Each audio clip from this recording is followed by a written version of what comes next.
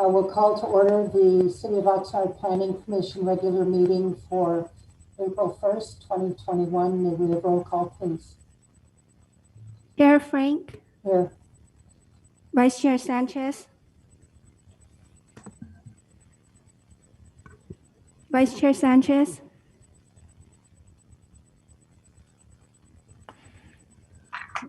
We can see Vice Chair Sanchez, but it appears that Vice Chair Sanchez might be on mute. Can he not hear us? Vice Chair Sanchez, can you hear us? Huh. We'll work on that technical difficulty as we continue to take roll. Okay. Commissioner Araujo. Here. Commissioner Chavez. Here. Commissioner Conley. Here. Commissioner Lopez. Here. Commissioner Meyer. Here. We have a quorum. Thank you very much. And Chair Frank, if I could, I wanted to announce that you do have a new commissioner that has joined your ranks tonight. So I wanted to give a quick introduction to Commissioner Conley, or the rest of the planning commissioners of Commissioner Conley, if this would be an appropriate time for you. Absolutely. Okay. So Commissioner Conley, first and foremost, welcome to the Planning Commission. You were appointed this past Tuesday by the council, and you've had a quick turnaround to hop on with us tonight. But your background is impressive. So Catherine Conley has been a member has been an Oxnard native since 1988, attending and completing her elementary education at Richard Bard Elementary, E.O. Green Junior High School, and Wainimi High School. Catherine also took classes at Oxnard and Ventura colleges before obtaining her Bachelor of Science from California State University, Northridge in 2007, where she completed her BS in Family and Consumer Sciences with a minor in marketing. Catherine lived and worked in Los Angeles after completing college, working in the fashion industry and restaurant hospitality industries before beginning a family which brought her back to Ventura County, settling for years in the Conejo Valley. In 2014, Catherine completed her California real estate license, working under a broker who was also an Oxnard native, which brought her back to the city of Oxnard to assist many families and individuals in purchasing and selling their homes in and around the area. She's also in the process of obtaining her real estate broker's license and anticipates to complete it in 2021.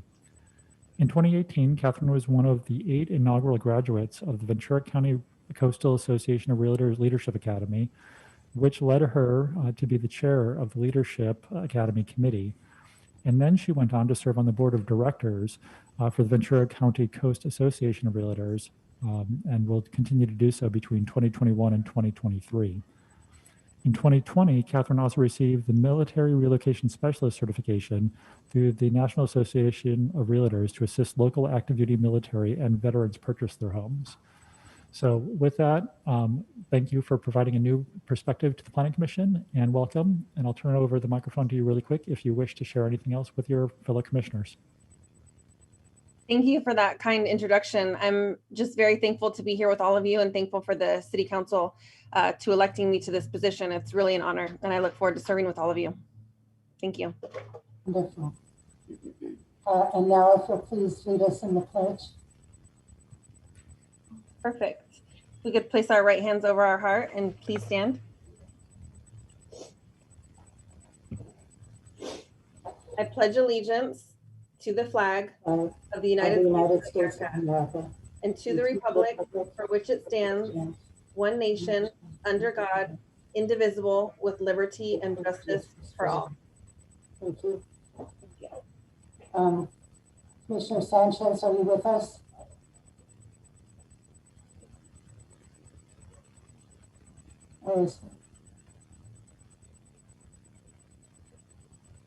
We appear to have lost Commissioner Sanchez as of this point in time. We're hoping that he is reconnecting with us. All right. Well, I think we need to wait. Can someone call him? Yeah, we're working on it. Oh, I see. All right. Let's take a short break.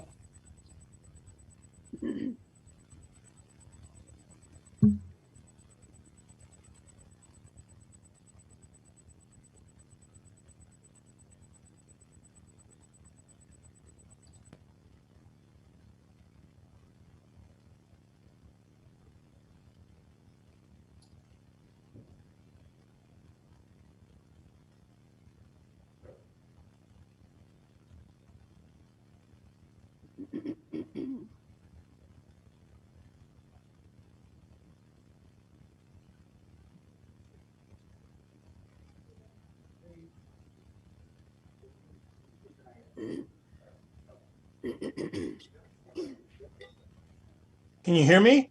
Yes. Can you hear me? Yes, we Yes. can. All right. Sorry. All right. You missed out on the pledge. Okay.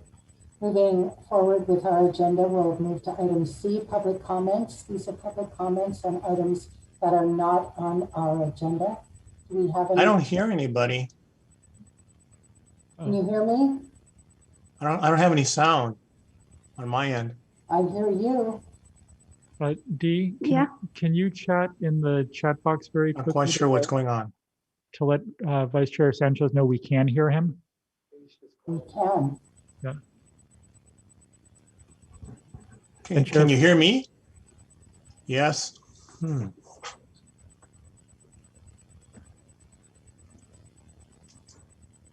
We're trying to work with Commissioner Vice Chair Sanchez again to let him know that we can hear him.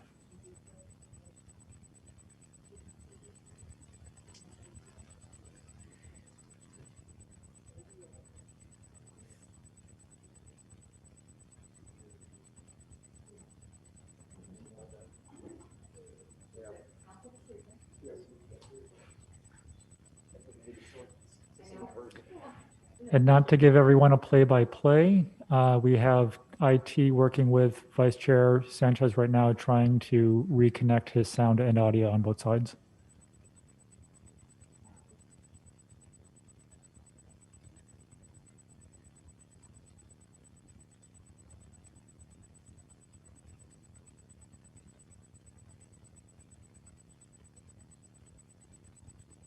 Can anybody hear me? Okay. I'm Can in. you hear us? Thank you. Can you hear me? I'm- Can you hear me? Okay, I'm on the phone. I don't know what's happening with my computer here. I have visual, but I can't hear anybody. But on the phone, I can hear you. Okay, so you have sound over your telephone? Yes, I do. Okay, perfect. Then we're ready to continue moving forward. Yes, thank you. Thank Item C on our agenda, do we have any speakers for public comment? No, there's no speaker for public comment that's not on the agenda. Thank you. We'll move to our consent agenda. Item D, approval of the minutes of March 18, 2021. Everyone have an opportunity to review those? Any corrections, changes, suggestions? I have one that I caught, this is Commissioner Lopez. On page 2, can you all hear me? Yes. Great.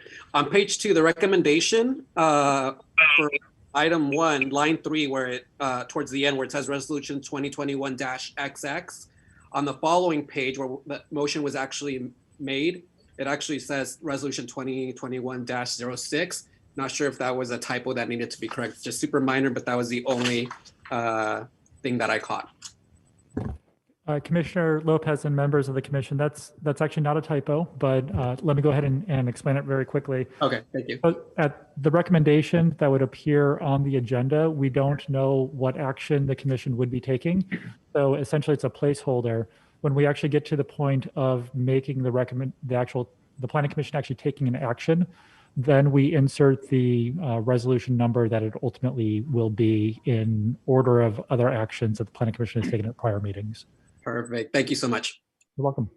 Okay, entertain a motion. So moved. Chavez, second. We have a motion by Lopez and a second by, who seconded?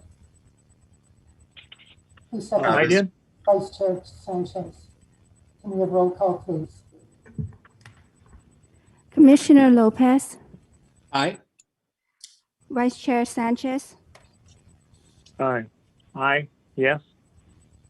Commissioner Owejo, Aye. Commissioner Chavez, Aye. Commissioner Conley, Aye. No, she's got to abstain. Oh, abstain. Okay, Commissioner Meyer, Yes. Chair Frank, Yes, motion passes. thank you very much. We'll move now to item E on our agenda, nomination and elections. This is for our chair for next year or the next term. So I'm following the protocol. And let's see. I'm opening nominations for the position of chair. Do any commissioners have a nomination? Yes, Madam Chair. Please, one at a time. I'm sorry, Commissioner, who spoke?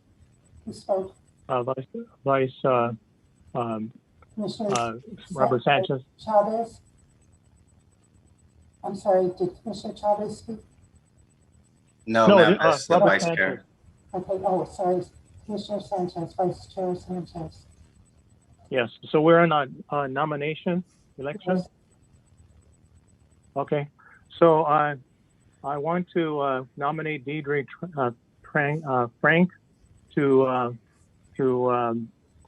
be our chair for this coming year. I believe she has the experience that we need at this point, especially with several new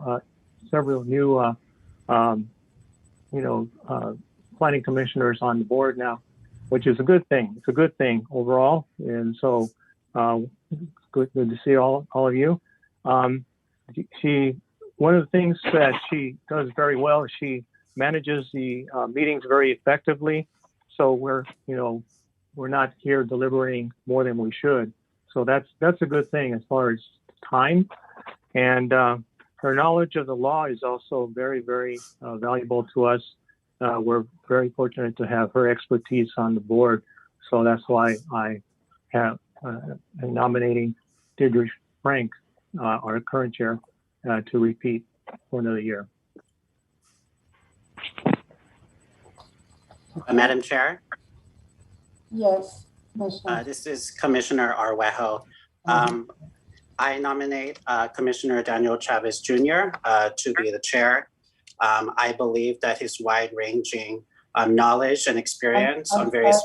I hate to interrupt you, but let me just see here. The nomination is not complete without a second. So Commissioner. I apologize, Chair Frank. That's all right, I'm sorry, I'm following the same protocol that you all should have received. Let's see. So it says, any commissioner may nominate any other commissioner, including themselves. A second is necessary for a nomination. So do I have a second to Sanchez's nomination? Yes, Chair Frank, I second the nomination of you to continue as chair. Thank you very much. Now, Commissioner Arwejo, yes, thank you, Chair Frank. I nominate Commissioner Daniel Chavez Jr. to the position of chair. I believe that his wide-ranging experience on various policies in regards to the city and in regards to serving in a position on a countywide level will give a more long-term growth analysis of the committee and just what I know of him inside and outside the Planning Commission. I believe that he'll be an asset for the Planning Commission and all the residents of the city of Oxnard. Thank you. Do we have a second? Ms. Commissioner Lopez, I will second that nomination. Oh, okay. Any other nominations? Not hearing any. Can we have roll call? Yes, and for purposes of the elections, as identified in the memo, the way it works is the first commissioner who is nominated for the position receive the second. We'll do a roll call vote for them first and foremost. Okay. If that commissioner receives a majority vote, then that would end the voting. If that commissioner does not receive a majority vote, then we would move on into the second nomination is the way that it would work. Okay. So the nomination would be for myself, nominated by Sanchez, seconded by Meyer. Yes. Can we have a roll call on that, please? Vice Chair Sanchez, Yes. Commissioner To, Meyer. Commissioner Meyer, Yes. Commissioner Owejo, No. Commissioner Chavez, No. Commissioner Conley, Abstain. Commissioner Lopez, Commissioner Lopez, I'm sorry, no. Chair Frank, Yes. Okay, so the motion fails because it did not receive 4 votes. Okay, we'll move to the second nomination. Nomination by, I have difficulty with this name, from Aracho. Arwejo, Chair Frank. Arwejo. Yeah, I'm thank going you. to have to write it out phonetically. I'll do that, yeah. Yeah, and for Commissioner Chavez, seconded by Lopez. Roll call, please. Commissioner Chavez, I'm sorry, Commissioner Owejo, Yes. Commissioner Lopez, Yes. Commissioner Chavez, Yes. Commissioner Connolly, Abstain. Commissioner Meyer, No. Vice Chair Sanchez, No. Chair Frank, No. So the motion will fail. So does the commission have any additional nominations? I could make a suggestion that that I continue to serve as chair. Perhaps Commissioner Chavez could serve as vice chair this term. I would make that nomination. Chair Frank, under our rules as laid out in the staff report, we would select first the chair with the nominations, and then we would go, once the chair is selected, we'll go to the vice chair. All right, well, that's my thinking. Chair Frank, I have a motion. Sure. I move to postpone this item to the next regularly scheduled Planning Commission meeting. That's in violation of our bylaws, but I'll defer to council.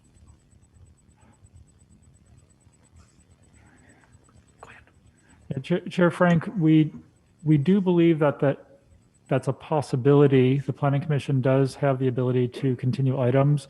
Per the bylaws, we see that it's supposed to appear on your agenda, and we're attempting to fulfill the elections, if you will, that requirement. Staff would put out the question if there are any other nominations for a different member of the Planning Commission would be another possibility. And commissioners are able to nominate themselves if that is of interest. And one other thing as well, if there's a desire to renominate one of the commissioners who has already been nominated, that is an option as well. Is there an opportunity for discussion at this point or no? So we have a motion pending. I'm assuming there's a period of someone needs to make a second on that motion, and then we can have a discussion on the motion. I'll second the motion for the discussion. All right. Or would that be a motion? It's a motion. Seconding the motion to item. postpone. Is that the seconding the motion to postpone? Yes. Okay. So. Chair Frank? Yes. I'd like to speak on this motion. I believe that I understand that in the bylaws, it appears, in my opinion, that it's gray in regards to that we need to make the election right now. In Robert's rules, at least, I think the default position is that if it is vacant, that the current chair and the vice chair would continue their positions until the next regularly scheduled elections. And of course, that's my opinion on that. I'll defer to council because that is the overriding to bylaws and to Robert's rules. Thank you. Thank you. Yes, that is correct to the extent that the commission is unable to elect a new chair and vice chair for a new term, at least. The existing chair and vice chair would continue until this commission elects a new chair and vice chair. All right. Any further discussion? We can take a vote. Commissioner Lopez? So if I may, I believe, we're at a standstill with a 3-3 with Commissioner Conley abstaining both times because it's her first meeting, and I would assume that it's perhaps she does not know enough about the two individuals who have been nominated for chair. The two that are new. That's what I was going to say. And I was going to say for the two of us, this is only our second meeting, and I would only say that to reassure the new commissioner as well. We only have one meeting under our belts more than you.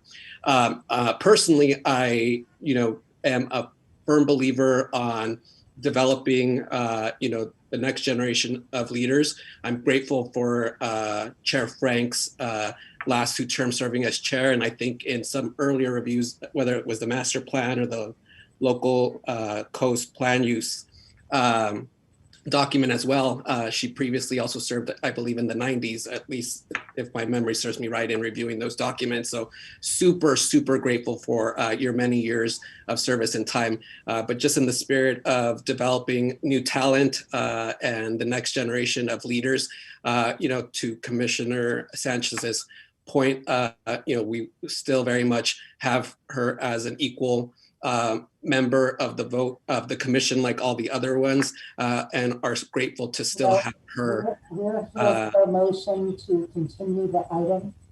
So would you like to address that? Me? Yes, you were speaking, yes. Well, I second it. On the table is to continue the matter, so. Yes. Okay. And I was offering my comments as discussion on the item.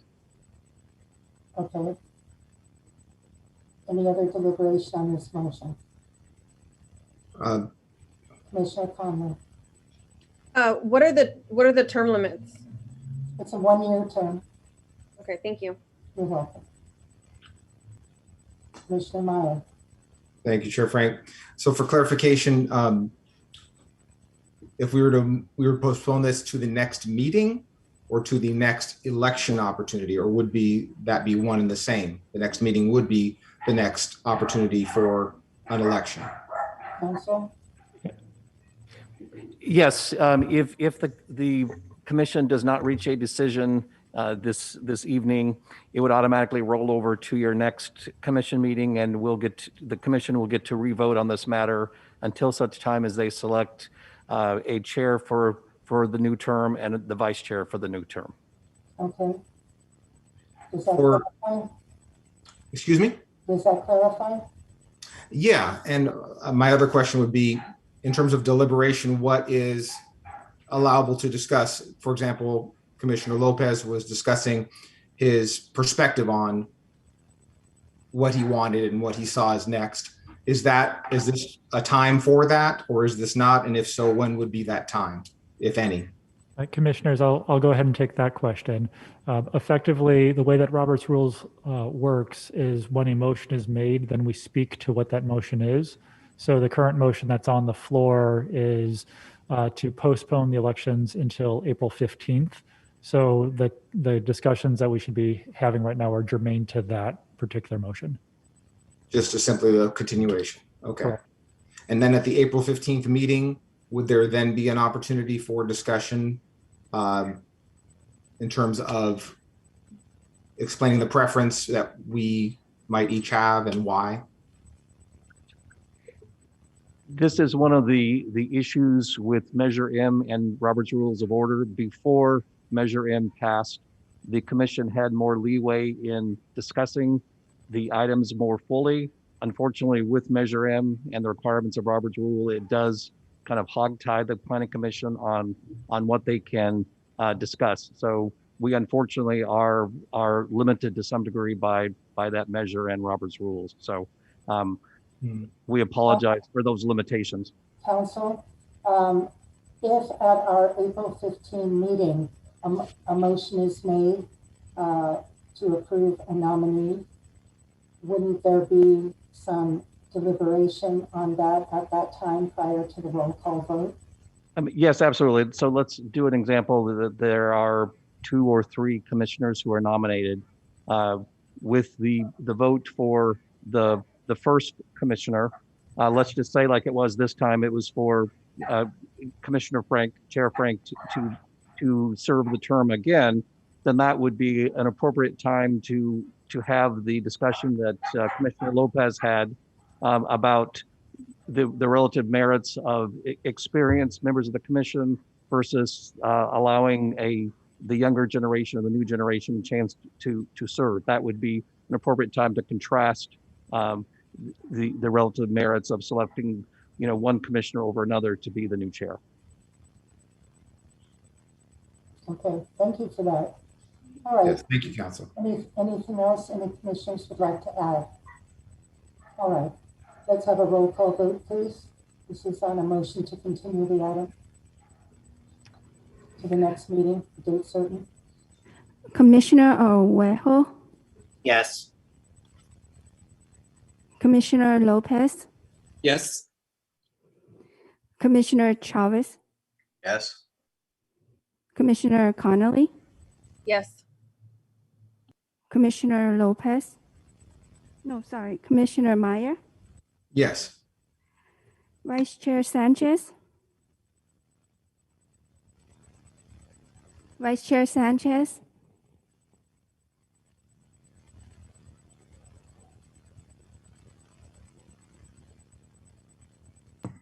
You're muted, Vice Chair Sanchez. So Vice Chair Sanchez, Vice Chair Sanchez, can you unmute? if you're using your phone, it's *6 to unmute, and you may have just done so.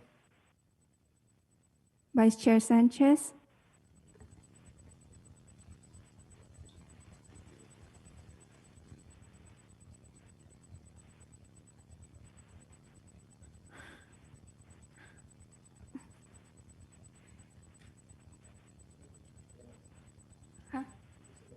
We're trying to send a chat message to Vice Chair Sanchez at this point in time.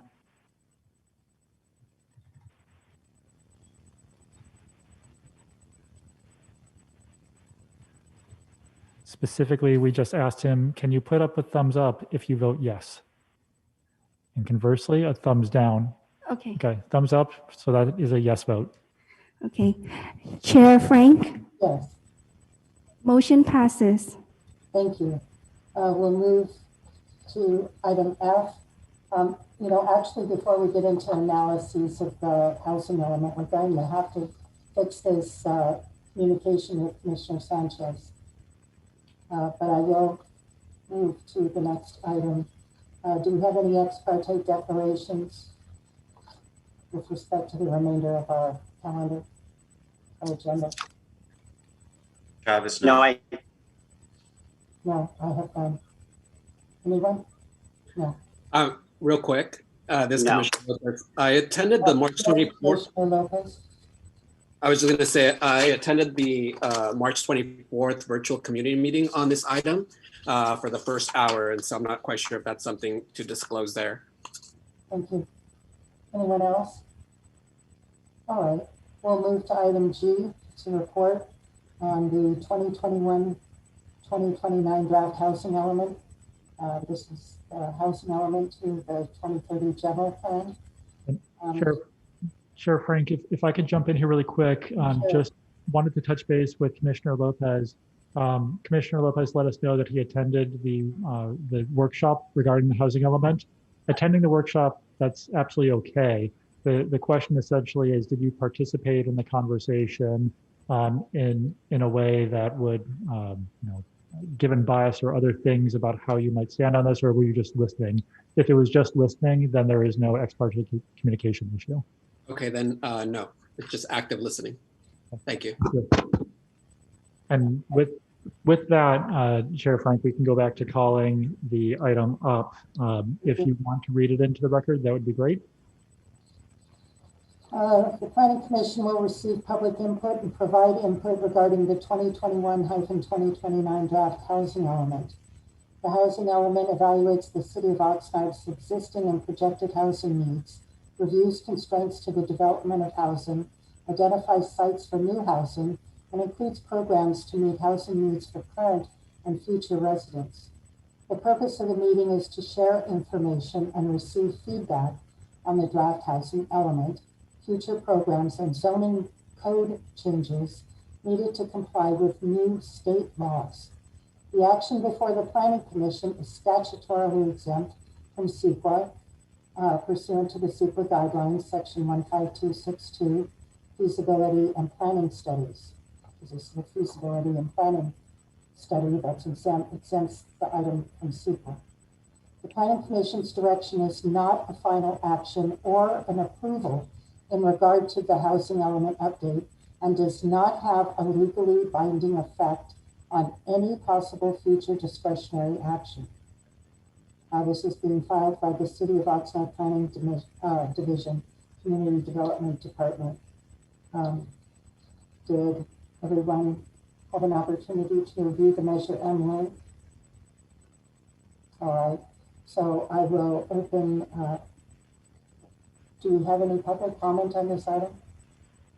Chair Frank, this is Kathleen Mallory, the Planning and Sustainability Manager, and I just wanted to tee up a few comments for the group this evening for the Commission. First off, this is a road that we have been through for quite a while. I'm very proud that we're at this stage, and proud of the city and the team that has brought it before us this evening. As you mentioned, Chair, this is not a public hearing. This is a community meeting. This is a public meeting, not a requirement for a hearing. But then later this summer, there will be a public hearing on this document. On the phone with me, with us this evening, I have Heather Davis with Rincon Consultants, who's available to answer questions. We also have the ability to do a share screen on her side, should there be questions specific to sites or data regarding some specific sites. I also have Amy Sinsheimer with Placeworks, and she's one of the other leads, strong leads in terms of the document before you this evening. I also wanted to mention that we have received 2 public correspondences, one from Ms. Barbara Macri Ortiz, and that was distributed to the Commission today, along with a response to comments or questions from her. And we're prepared to answer any questions you may have on that memo. And then also we received earlier today, we received a correspondence from People Self-Help Housing, and we're happy to answer questions on that. Due to the time in receiving that letter, we didn't have a chance to provide a written response, but very, very much prepared to answer any questions you may have on that. Both those letters, along with staff's our memo in response to those, or to that letter, Barbara's letter, will be transmitted to the City Council and committee in particular on April 13th. The next action on this is the staff on the draft housing element is it will go to the committee on April 13th, and will include, as I mentioned, the 2 comment letters that we received thus far. So at this point, I'm happy to answer any questions that you have, and the team is ready to do that as well. And Chair Frank, this is Scott Kolwitz just chiming in with one other item. You did ask if we had any public speakers for this item tonight. We do have a total of 8 individuals who have requested to speak. So just to help coordinate the order in which we have things, staff does not give a presentation at the meeting because of Measure M, but we did post the video. The next thing up, or the first thing up, would be commissioner questions to staff about the video. Following that, we would take public testimony, and then questions from commissioners potentially to those asking or providing public testimony. and then ultimately deliberations among the planning commissioners before we get to the motion itself. So with that, we'll turn it back over to the chair to lead us through planning commission questions to staff. Planning commission questions of staff, commissioners. Vice Chair Sanchez.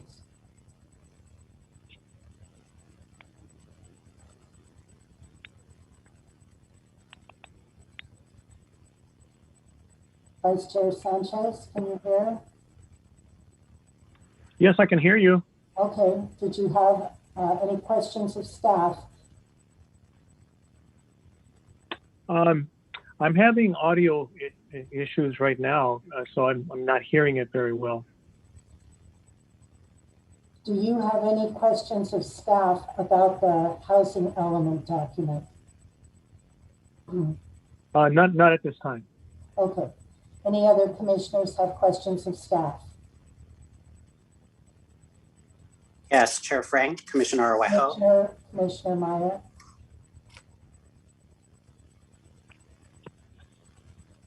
Thank you, Chair. Commissioner, if it's all right, Commissioner Araujo may begin and I can follow. Okay, no problem. Commissioner Araujo. Thank you, Commissioner. Thank you very much. I have 6 topics that I'd like to go over. I was wondering, in regards to local preference that was termed in the video, how is that strictly defined? What are the criteria that give someone or person local preference? I'm looking at the example that if they can't live here or don't have any formal means to say that they are in Oxnard or in the local area, they may not be able to get a local preference distinction. Chair, Commissioner Arroyo, I wanted to make sure I pronounced that right, so keep saying that. I'd appreciate that. In terms of the first question, thank you. In terms of the first question, local preferences is an Oxnard residency. Yes, and my concern with that is that they may be here informally, couch surfing, with no formal attached documentation to show that they have or could get local preference. And I was wondering, is there any mitigation to that possibility, which would probably disenfranchise them when they're probably already ingrained in Oxnard for all intents and purposes? Commissioner Araujo, if I could respond to that. At this point in time, the local preference provisions have not been enacted into the regulations. To the extent that they are adopted as part of the housing element, then we would look at ways in which individuals who have residency in Oxnard, either through having a formal rental relationship or some other specific connection with the city, could prove that they would or should be entitled to local preference. But at this point in time, the specific regulations have not been fully addressed until there's a determination made that that is something which the city wishes to formally adopt as part of the housing element. Okay. Thank you. I look forward to a looser interpretation of local preference, if I could be on the record on that. In regards to ADUs, I was wondering how that 1,000 number was determined.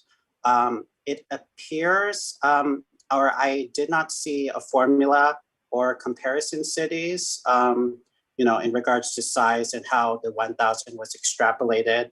I assume that the ADUs that Oxnard currently has in its inventory are those that were, in essence, low-hanging fruit on the tree, and that future ADUs may be a little bit harder to get by in this next 2021 or next 8 years of housing element. I just wanted to know what was the methodology. Chair and commissioners, the protocol in terms of how we came up with that was evaluated and presented to council back in October last year. As part of that, we looked at the historical number of permits that had been issued And as noted on page 6 of the staff report, we actually could see a huge ramp up in the number of ADUs, and then now recently junior ADUs for which we were receiving applications and permitting over the counter. We also developed robust ADU handouts and programs to basically get those over the counter in less than 60 days or at that 60-day mark. So this was based upon a formula of the number of units that we've been receiving applications for, and the increased number of units that we've been seeing, and then a projection. I wanted to address 2 other points that were made. One is the low-hanging fruit that maybe we won't be seeing that number of units over the next 8 years. And from our analysis and our research and what we're seeing with state laws, and including the robust ADU and junior ADU handouts we have, we're actually seeing it the other way. We're seeing that the state standards are being relaxed. We're making it easier for property owners to facilitate ADUs, and we actually see that their standards are being relaxed for that to occur, along with the laws to support that. So we don't see it that we've now picked away at the easy stuff and now it's going to get harder. It's actually the regulations are getting easier to facilitate that. We also presented this document before to HCD, and at this point it's being reviewed when we don't necessarily envision any concerns with that. Amy, do you have any questions that you'd like to add, or pardon me, do you have any comments you'd like to add to that question? Sure. Good evening, Amy Sinsheimer with Placeworks. I just wanted to add some response about the math.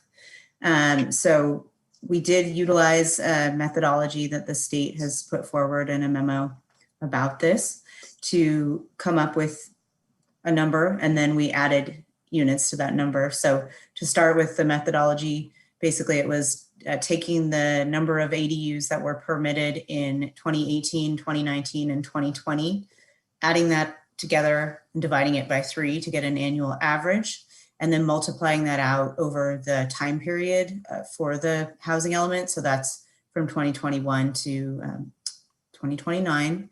And that resulted in 594 ADUs. And then the state guidance also says if a jurisdiction feels that they have a strong track record and also are putting a lot of efforts into promoting and facilitating ADUs, in other words, the programs that are in Chapter G of the housing element, then that number can be increased. And there isn't a formula for what that increase can be. So like Kathleen said, we're waiting on some preliminary feedback from the state. And of course, then there will be an official review that takes place later this year. So that's the number that was put forward is 1,000 based on all of that background. Thank you. Thank you for that explanation. Obviously, I'm hoping that it's going to be even more than 1,000, and that both of our perspectives are what we think is going to be on the lower end. But I am concerned that it is higher than it should be. I'd like to move on to the high quality transit corridor. Could the staff tell me what's being envisioned? I would assume that mixed use, duplex and triplex, increased stories along that route are going to happen. Sure, Commissioner, in terms of the high quality transit corridor, we have a grant from HCD, State of California Housing and Community Development. And what we're doing with that is we're studying development trends where it make along that corridor, which extends from the 101 down Rose Avenue to roughly Channel Islands Boulevard. And we have a CBRE, a real estate expert, who's looking at different types of housing opportunities and looking at different, how do I say this? And the idea is that there's different development opportunities and different patterns of development along that corridor. So yes, triplex we're looking at, or mixed use we're looking at. The recommendations will come from that report, and then we'll incorporate it into an amendment to a housing element, or it's a program actually in our housing element. And we'll also then come up with a formula to how to apply it with modified development standards. But yes, the recommendations and the study conclusions should be out late this year, early next year. And mixed use and multiple family are definitely opportunities that we're looking at along that corridor. Thank you very much. And I just like to have it, I'm going to pause and not go into my other questions and defer to my other commissioners. I'd like to thank on the record Planning and Sustainability Manager Kathleen Mallory. I sent her and staff lots of questions earlier today, and I was surprised that she was even gonna answer one, but she did answer all my questions already. A lot of just explanatory and historical context for me as a new commissioner. So I do thank you for that. That's all right now, Chair Frank. Thank you very much. Commissioner Meyer. Thank you, Chair Frank. Yes, I want to second the quality work that Ms. Mallory has done and her team. It's a massive document, and it's a huge undertaking, and so I'm very appreciative that it's digestible as it is.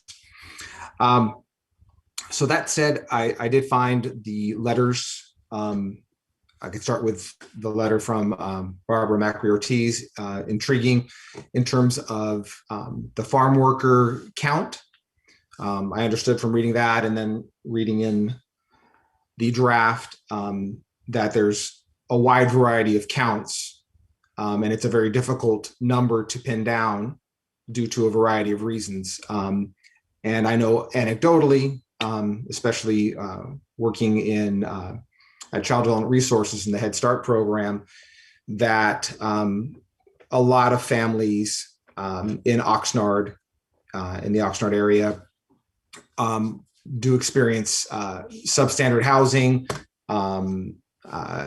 exploitation by unethical landlords, difficulty with getting housing remediation taken care of, that sort of thing. So it's a massive challenge on many levels. But it definitely does concern me, even in as much as I know that our housing, our RENA numbers are very ambitious, and the best experts suspect it'll be near impossible for us to even achieve those as they stand.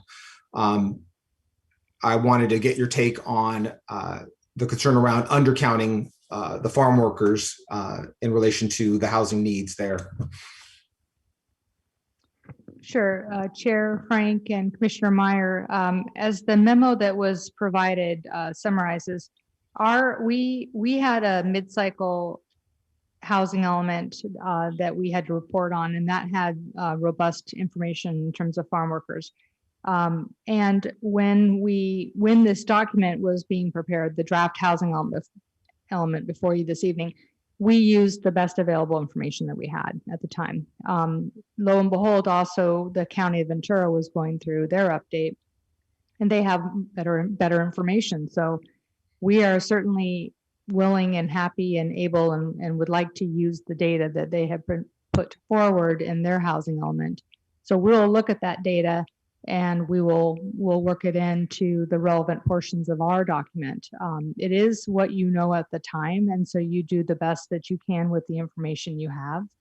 I do know that Barbara is one of the public speakers this evening, and I'm sure she'll have some information to share on that. But we want this document to be accurate. We want this document to be relevant. We want it to do what it needs to do for our community. So if we need to update a section to respond to counts that were secured through the county, we will certainly do that. I would also like to mention that the two other programs that are mentioned in Barbara's letter are programs that we pertaining to farm worker housing, and program E and O in her letter, and we are looking at that program. We've been aware that this is something that the county is studying, and that they put forward in their almost final housing element, their final draft actually, housing element, their farm worker housing study program. I've been in contact with the county planning director, and we have expressed an interest to participate in that program with them. There is an ask of staff resources and an ask of financial contributions. So at this point, we can't make that commitment that we're going to fund that study and that survey and that program, but we are interested in participating in having a seat at the table to know what that ask is.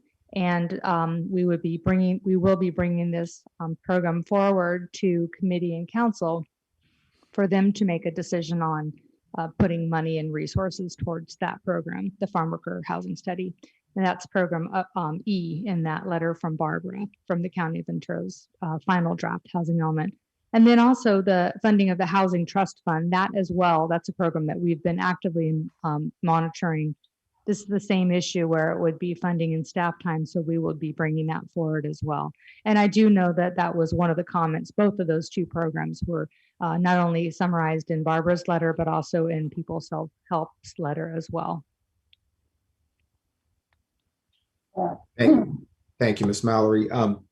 My other question was around that other letter from People's Self-Help and the several other organizations that signed on that raised, definitely intriguing questions and concerns around how are we going to be able to better focus on the very low income housing that was the greatest gap in our last 2013 to 21 cycle.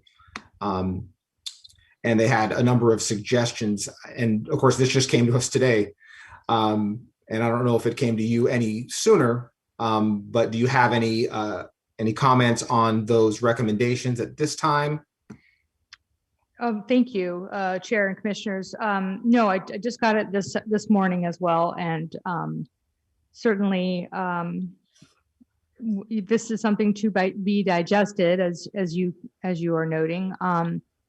I will add some components and some comments as best I can here.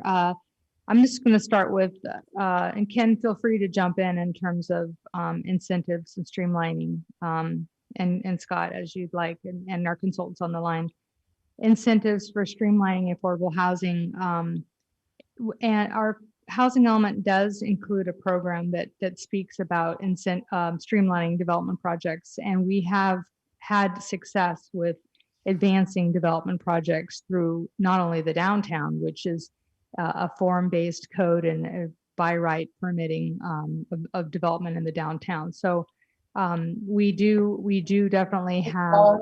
Ms. Mallory, I'm going to interrupt, and for the benefit of our new commissioners who may not be aware of the zoning code changes for downtown, maybe you could just give them a little information about that, because the housing element did focus to a great extent about the potential development of all types of housing in downtown. And the reason that's able to happen is because, go ahead, Kathleen. A little bit of a delay, but I did hear what you're saying, which is that you'd like some overview of the downtown development. I think the zoning, the change in the zoning, the downtown core, and how it expands out, and how the height limits have been completely revamped and changed to allow for additional density downtown. Sure. Thank you, Chair. I'll hit a couple points, and Scott, feel free to jump in. So our downtown has a form-based code which allows for flexible development in height and scale and massing up to a certain standard, is provided that a certain standard is met within the code and the downtown development code. That is very different than our typical zoning ordinance, which is very rigid and establishes very finite height and stories. So that code was adopted fairly recently, 2019-ish, and we've seen great success by developers using that. The open-ended nature provided certain standards are met to proposed residential development in the downtown. And then with the housing element, there are a number of sites in the downtown that allow for additional dwelling units and allow for housing production within the very low as well as moderate income levels. So that's what I have to say on that, Scott. I don't know if you want to add anything else. Yeah, I'll jump in here for just a very small thing. So the downtown code, essentially it's an architectural code, and it doesn't consider itself with density numbers, as you would typically see in what planners would call Euclidean zone or zoning. And I'll try to avoid the overly wonky discussion here.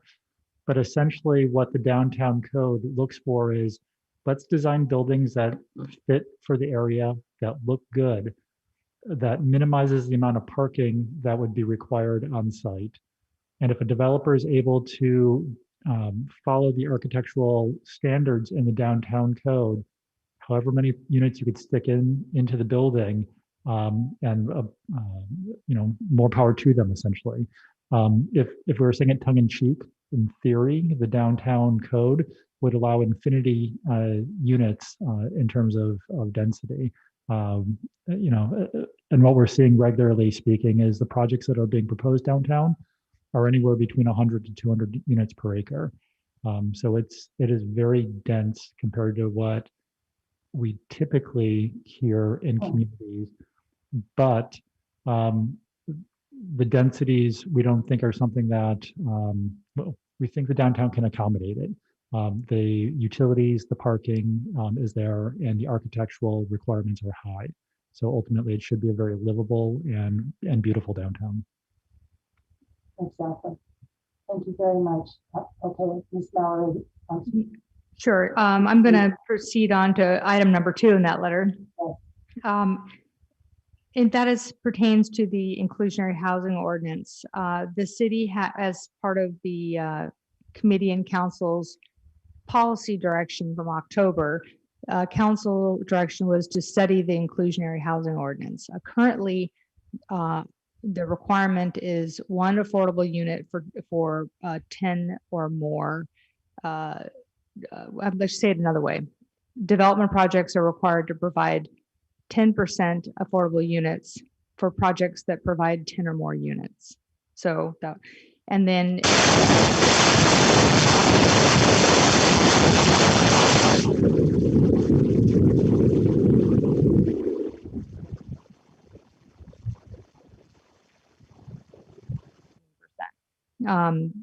we recognize there's been interest from a variety of different housing advocacy groups to increase that percentage. And we have committed to looking at that percentage and studying the feasibility in the city. We will be doing that as part of this larger regional inclusionary housing program and inclusionary housing study that will be kicking off. It just started about 3 or so weeks ago, and that is going to be about a year and a half effort. I do know that Barbara Macri Ortiz is involved in that regional inclusionary study, so we are committing to continuing in that study of the inclusionary ordinance.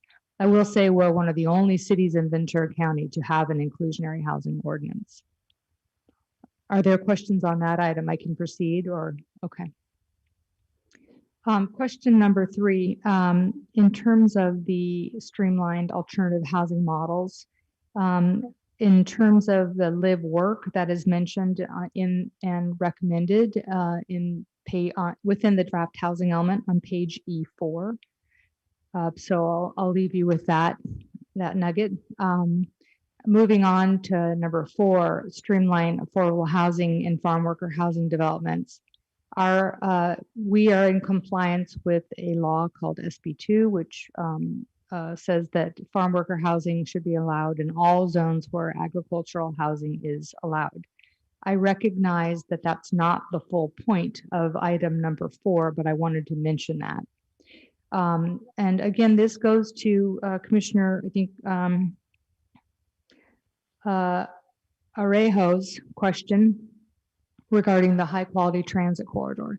And also within the area known as the Business and Research Park, we're also looking at housing in those areas. That would be a viable place where housing of any type, farm worker, special needs, any type of housing could be contemplated and considered. So we are looking at that opportunity for housing in those two potential areas. And those are studies, as I mentioned, we focused a few minutes ago on the high quality transit corridor, but that is a study that we're doing for that area as well as the Business and Research Park area. If I can continue on, I don't know if there's any questions on that. Ensure ongoing affordability. Mr. Roselle, I'm sure can weigh in on that, but the legality of saying that those ADUs can't be short-term vacation rentals or that they have to only be rented to a certain income category is something that is not, okay, they're going to jump in right here. As it relates to ADUs being used as short-term rentals, that's something which is not allowed under state law or under our own regulations. So that we already have those provisions in place right now. As far as affordability, that is of questionable legality right now. They're allowed as a matter of right. There's nothing in state law which will allow us to impose that affordability restriction at this time. And the only other item that I would add to that is pragmatically what we're seeing as individuals report out the rents for their individual units, they're consistently falling within our affordable levels. So while it might not be affordable housing with a capital A and a covenant on it, we would say that it's affordable housing as individuals are spending actual dollars on the rental spaces. Thank you, team, for that. In terms of item number 6, that pertains to waiving development impact fees. That is to specifically for affordable housing. That is something that only council can do in terms of waiving those fees. If I could also jump in as well, I'm sorry, Kathleen. To ensure that the city's development impact fees are not thrown out by the courts, if the city were to waive or defer or to allow financing over 55 years of the development impact fees, the council would have to backfill those fees with our general fund. So contrary to the statements in this letter, this would have a financial impact on the city because the general fund would have to pay for each fee that was paid over time by the developer. So unfortunately, this is not a solution that would work, but would require the city to pay out with unrestricted general fund money. Thank you for that. Item 7 pertains to HCD Pro Housing designation. We look forward to seeing that program. We're not aware of that program right now, but it's likely that will rely upon housing in close proximity to transit. That is the state's guidance. That's where they have been supporting housing, and that aligns with our high quality transit corridor program. And then items number 8 and 9 in the People's Self-Help letter, that is correlated with Barbara's letter in terms of the county's housing programs. And as we spoke about a moment ago, we are aware of this and we continue to participate in getting more information, but it's a commitment of staff resources and funding. And ultimately, that's a program that council will have to make the decision to participate in. Those are the comments that we received in the letter, and we're happy to discuss any further. Commissioners? Thank you, Ms. Mallory. That was very helpful. Any other comments, questions? Commissioner Lopez. Thank you. Am I unmuted here? Yes. First, thank you, Ms. Mallory, staff, PlaceWorks for the presentation, as well as the members of the public who attended the virtual workshop last week and who have been offering their comments, their suggestions, and just engaging city staff in this process.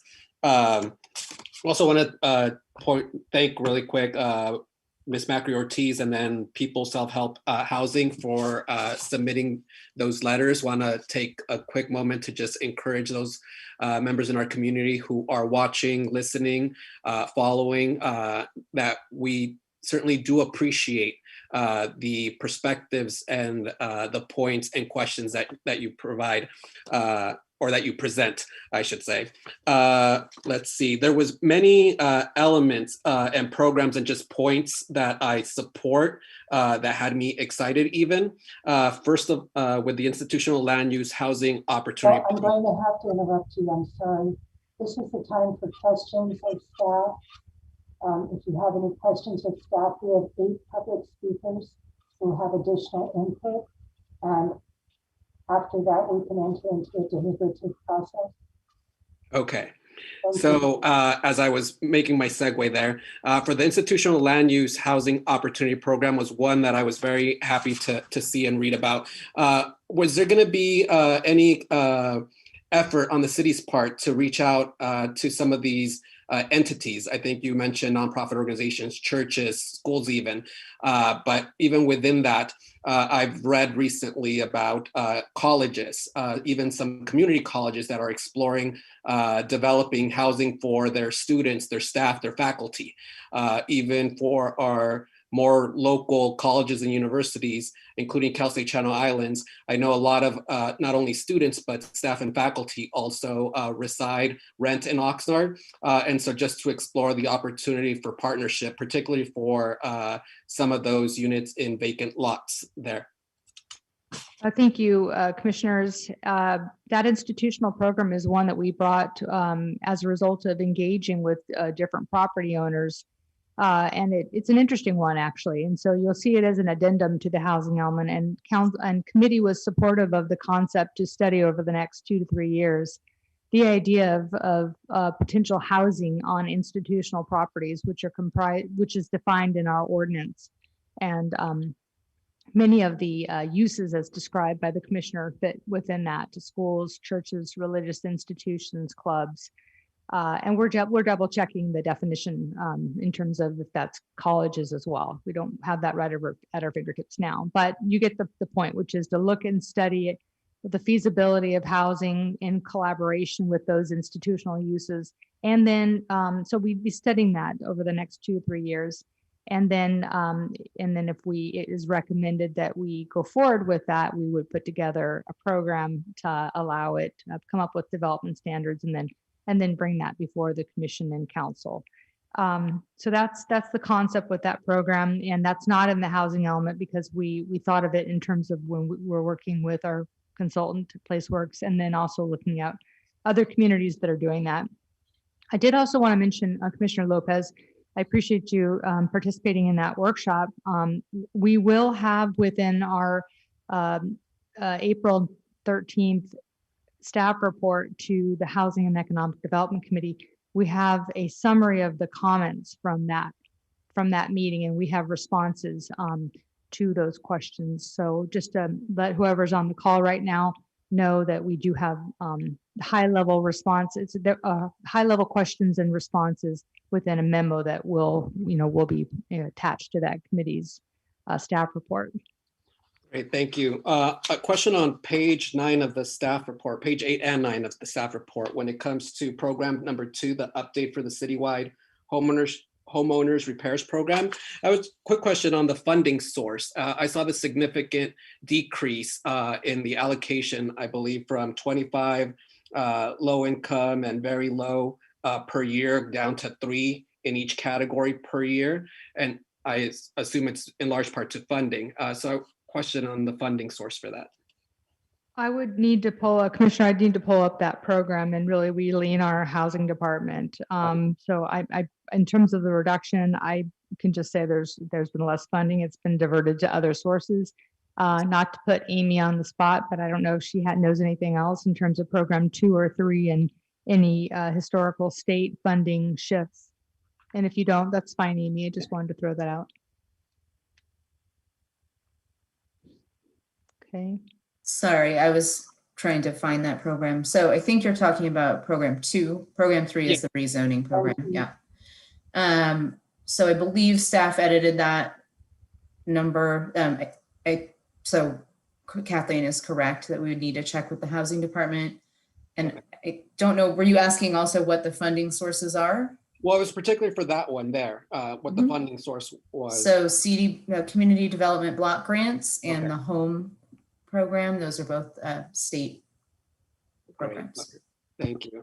And similarly for program 11, the homeownership assistance citywide, does that come primarily from HUD, or is there additional monies funding from the state or even local monies that are contributed to that? Program 11. Program 11 is also funded by Home, Cal Home. So actually that's HUD and the state, and then Begin program, and then also in lieu fees from the Inclusionary Ordinance. Okay. And then program 16 on page 10 of the staff report, it just identified the potential loss of a number of units. Are those in privately owned apartment buildings, or are those city-owned public housing apartments? Those are privately owned. Okay. And if you look at there's detail in chapter B about each of those projects, and they all have a deed restriction for a certain number of years, and the housing element requires that once you get within the end of that deed restriction, that they be analyzed as potentially at risk. So we've included the most current information we have about the status of those, but if there's anybody out there who has more information, we would love to know, what the plans are for those projects. We can't always gather that without local help. Great. And like I said, there was just a lot of different efforts or programs that I was very much excited about.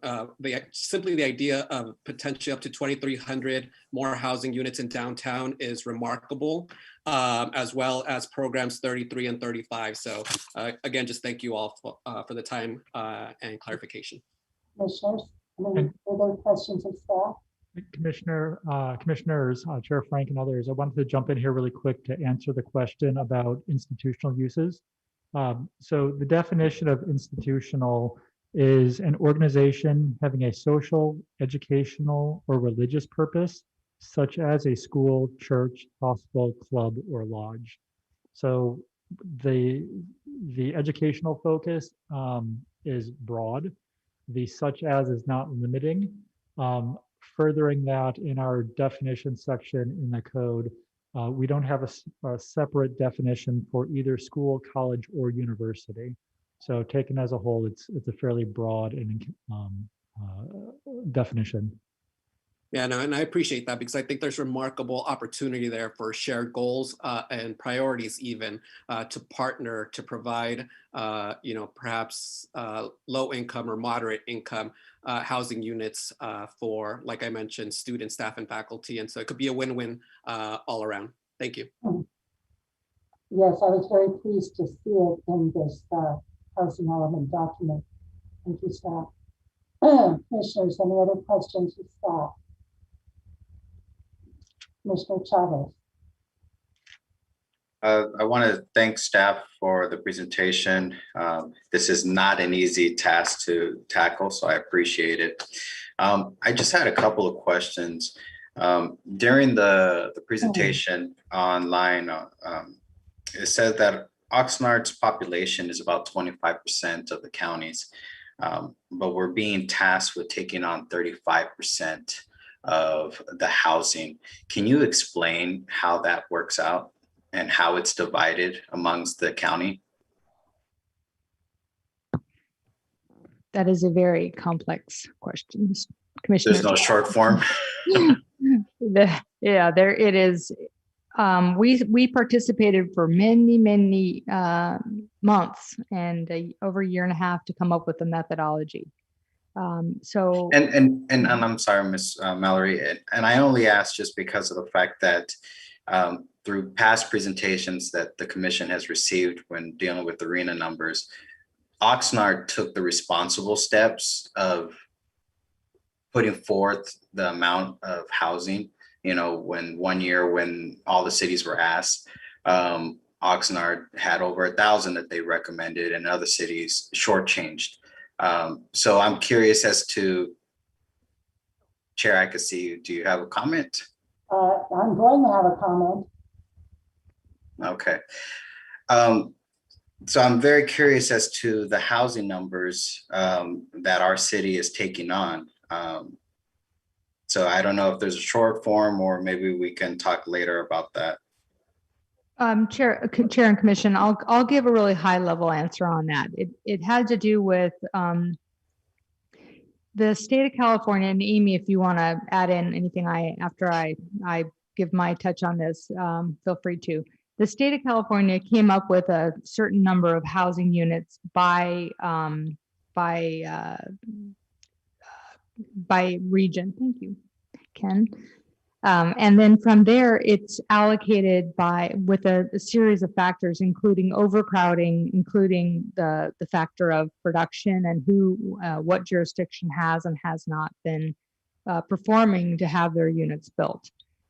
So this time, the factor of did you do what you're supposed to do your last housing cycle? That was a big factor. That was the first time ever that the consideration of past performance was an indicator of what you're getting this time. Consequently, if you look at the change in the numbers from the 5th cycle, which is the cycle we're just wrapping up, and this cycle with counter other cities, other very large cities in Ventura County, I don't need to name them, they actually got a lot more units. Now the issue with us is that there is issues of overcrowding. So the overcrowding feature was a big one in terms of why we received additional units above what we felt was really reasonable.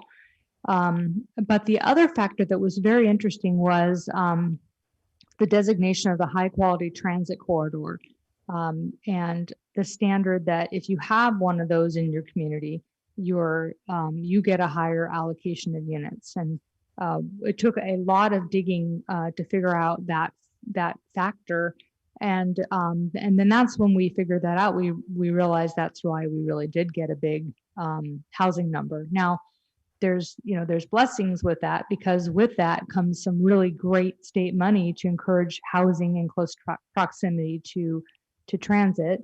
So while it can be looked at where it's, it was one of the impetus behind big numbers, it is going to come with some good money as well. So that's kind of the high level. Amy, did you want to add anything else? No, I think you covered it really well. And I appreciate that, Ms. Mallory. And the only reason why I asked that is because of the fact that the last memo that we received this afternoon was showing how we did not meet our units constructed. So that was a little concerning to see that. Do we have a reason as to what happened, why we didn't meet those numbers? Commissioner Chavez, you're speaking of the letter from People's Self-Help? No, this one was from you. It was a correction to in regards to Barbara Marco-Ortiz's email. Well, sure, Commissioner. I wouldn't say that we didn't meet our number. I mean, I think we're doing a fantastic job at building affordable housing. Can we do more? Absolutely. Can we do better? Absolutely. Everybody can do better. Every city can. And that's what's before you, our programs to consider that and to come up with strategies and policies for doing that.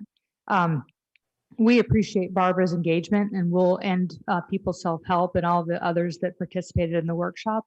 And this is complex. So when we see that we can sharpen our pencil, we'll have those conversations. So we did have a double counting of a unit of a project from our annual report. Every year, we're required to submit an annual report to HCD, and Barbara noticed that we had double counted, and so that's why the numbers are slightly reduced. Okay, I appreciate that, and I apologize for misspeaking. I was not aware that they were double counted. I also had a question in regards, and it was already touched on by Commissioner Rejo, in regards to local preference for affordable housing.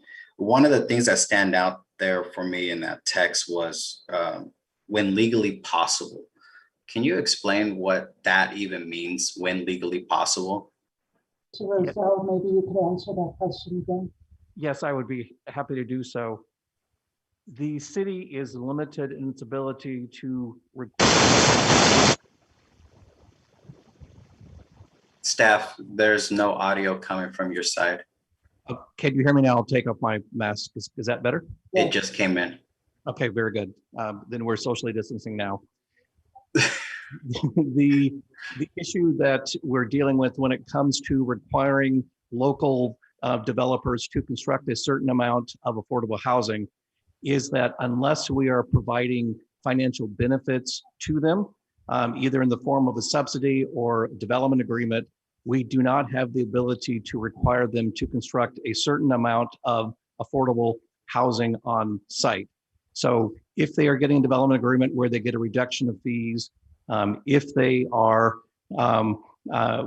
having a development agreement that gives them other rights, we then have the ability to impose certain requirements. But if we're not doing that, then there is a strong possibility that could be deemed a taking under the California and federal constitution. So that is something we've received a lot of pressure from to give those local preferences, to make those requirements. And while we can encourage private developers who are receiving no public benefits to have a local preference, the city would be in legal jeopardy if it required such a set of requirements unless that developer was getting a level of benefits. Okay, I appreciate that. Ms. Mallory, in regards to program number 6 on page 9 of the staff report packet, one of the things that stand out there for me was saying that allowing supportive housing and low-bearing navigation centers. Just for clarification, low-bearing navigation centers means is very similar to what the Vega Bond is right now, correct? In terms of the definition, I'd probably lean on Amy or Ken on that. I don't know that right off the top of my fingers. Okay. That's it for now. Pull up that definition, but the city is in the process of approving one, correct? Or has it been approved? Yes, Scott? Yes, the short answer is yes. Yeah. So while it's not in the zoning code yet, the city is already allowing for those to happen in Oxnard. And I'm happy to pull up the official definition if you'd like. It's basically a shelter that allows some things that shelters don't always allow, like pets and other things that make it easier for some people to be at that shelter. But if you'd like, I can pull up the line by line definition. So just layman's terms, it's less restrictive than a regular shelter would be. That is part of it, yeah. Okay, I appreciate it. Thank you, staff. Maybe you should do this for line-to-line definition. Okay, let me pull that up. Yeah. And staff wants to give a quick shout out actually to the Navigation Center and just remind you that it did include provisions for pets and other things specifically in the project that was reviewed and approved by our director as well as the planning commission through the density bonus. So we're absolutely implementing that intent. Are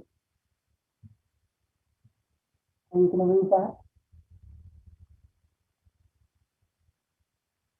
Is Tim Schuyler?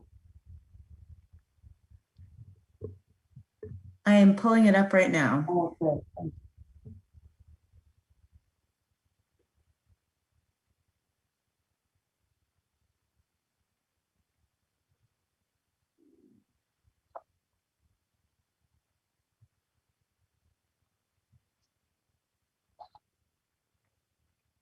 Okay, so it is a housing first, low barrier, service enriched shelter focused on moving people into permanent housing that provides temporary living facilities while case managers connect individuals experiencing homelessness to income, public benefits, health services, shelter, and housing.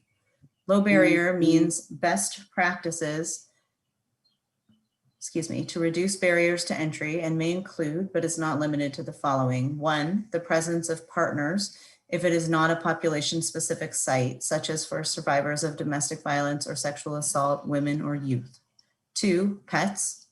3, the storage of possessions. 4, privacy, such as partitions around beds in a dormitory setting or in larger rooms containing more than 2 beds or private rooms. That is it. Great. Thank you very much. Any other questions of staff from any commissioner? I would just like to make a comment. You know, and all the time I've been on this commission, I went to the city town halls that our mayors would hold and represent our commission at those meetings, and we were asked to prioritize some goals that our commission had for the work we thought should be done. And consistently, not only myself, but other commissioners who partook in that kind of public input session with the people of powers that be, always brought up energy ordinance. We all understood about Title 24, but we wanted more. And while I'm pleased to see that this housing element contains reference to energy and conservation and alternative building supplies, etc., I noticed that the word there is support and encourage. And only in the last program C15, which is on this page B51 in the actual document here, not the staff report, in the actual document itself, it says program C-15, develop renewable energy ordinance. Renewable energy ordinance would require certain new developments in the city to incorporate clean, renewable energy generation into their plans. Right now, you understand we don't have that. So while we encourage we encourage Title 24, we as of yet do not have that ordinance. And I can share with you that it's been something that's been brought up over and over and over again. I don't know what the reluctance is on doing that. I know Ms. Mallory is very, very environmentally aware. She's probably one of the most intelligent people on that subject that I've ever met or worked with. So I'm hoping that as we develop all these projects and the city moves forward with hopefully what our goals are, because this document is about goals. Okay, this is goals. I'm hoping that that goal could be achieved. Madam Chair, point of order.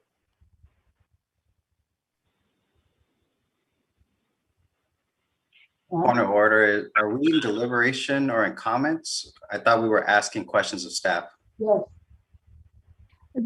Chair Frank, in terms of your question, I wanted to share with you that we're kicking off the climate action and adaptation plan. We've been working on that for over a year. So actually, I'll retract that. We're not kicking it off. We're kicking off the community engagement piece. And just Tuesday night, we presented the analysis of emissions from different land uses and all sorts of operations in the city and what's contributing to greenhouse gas emissions and climate change. And one of the things that we're starting is a community survey. It should be released likely middle of next week, which will include questions like that does include questions like that.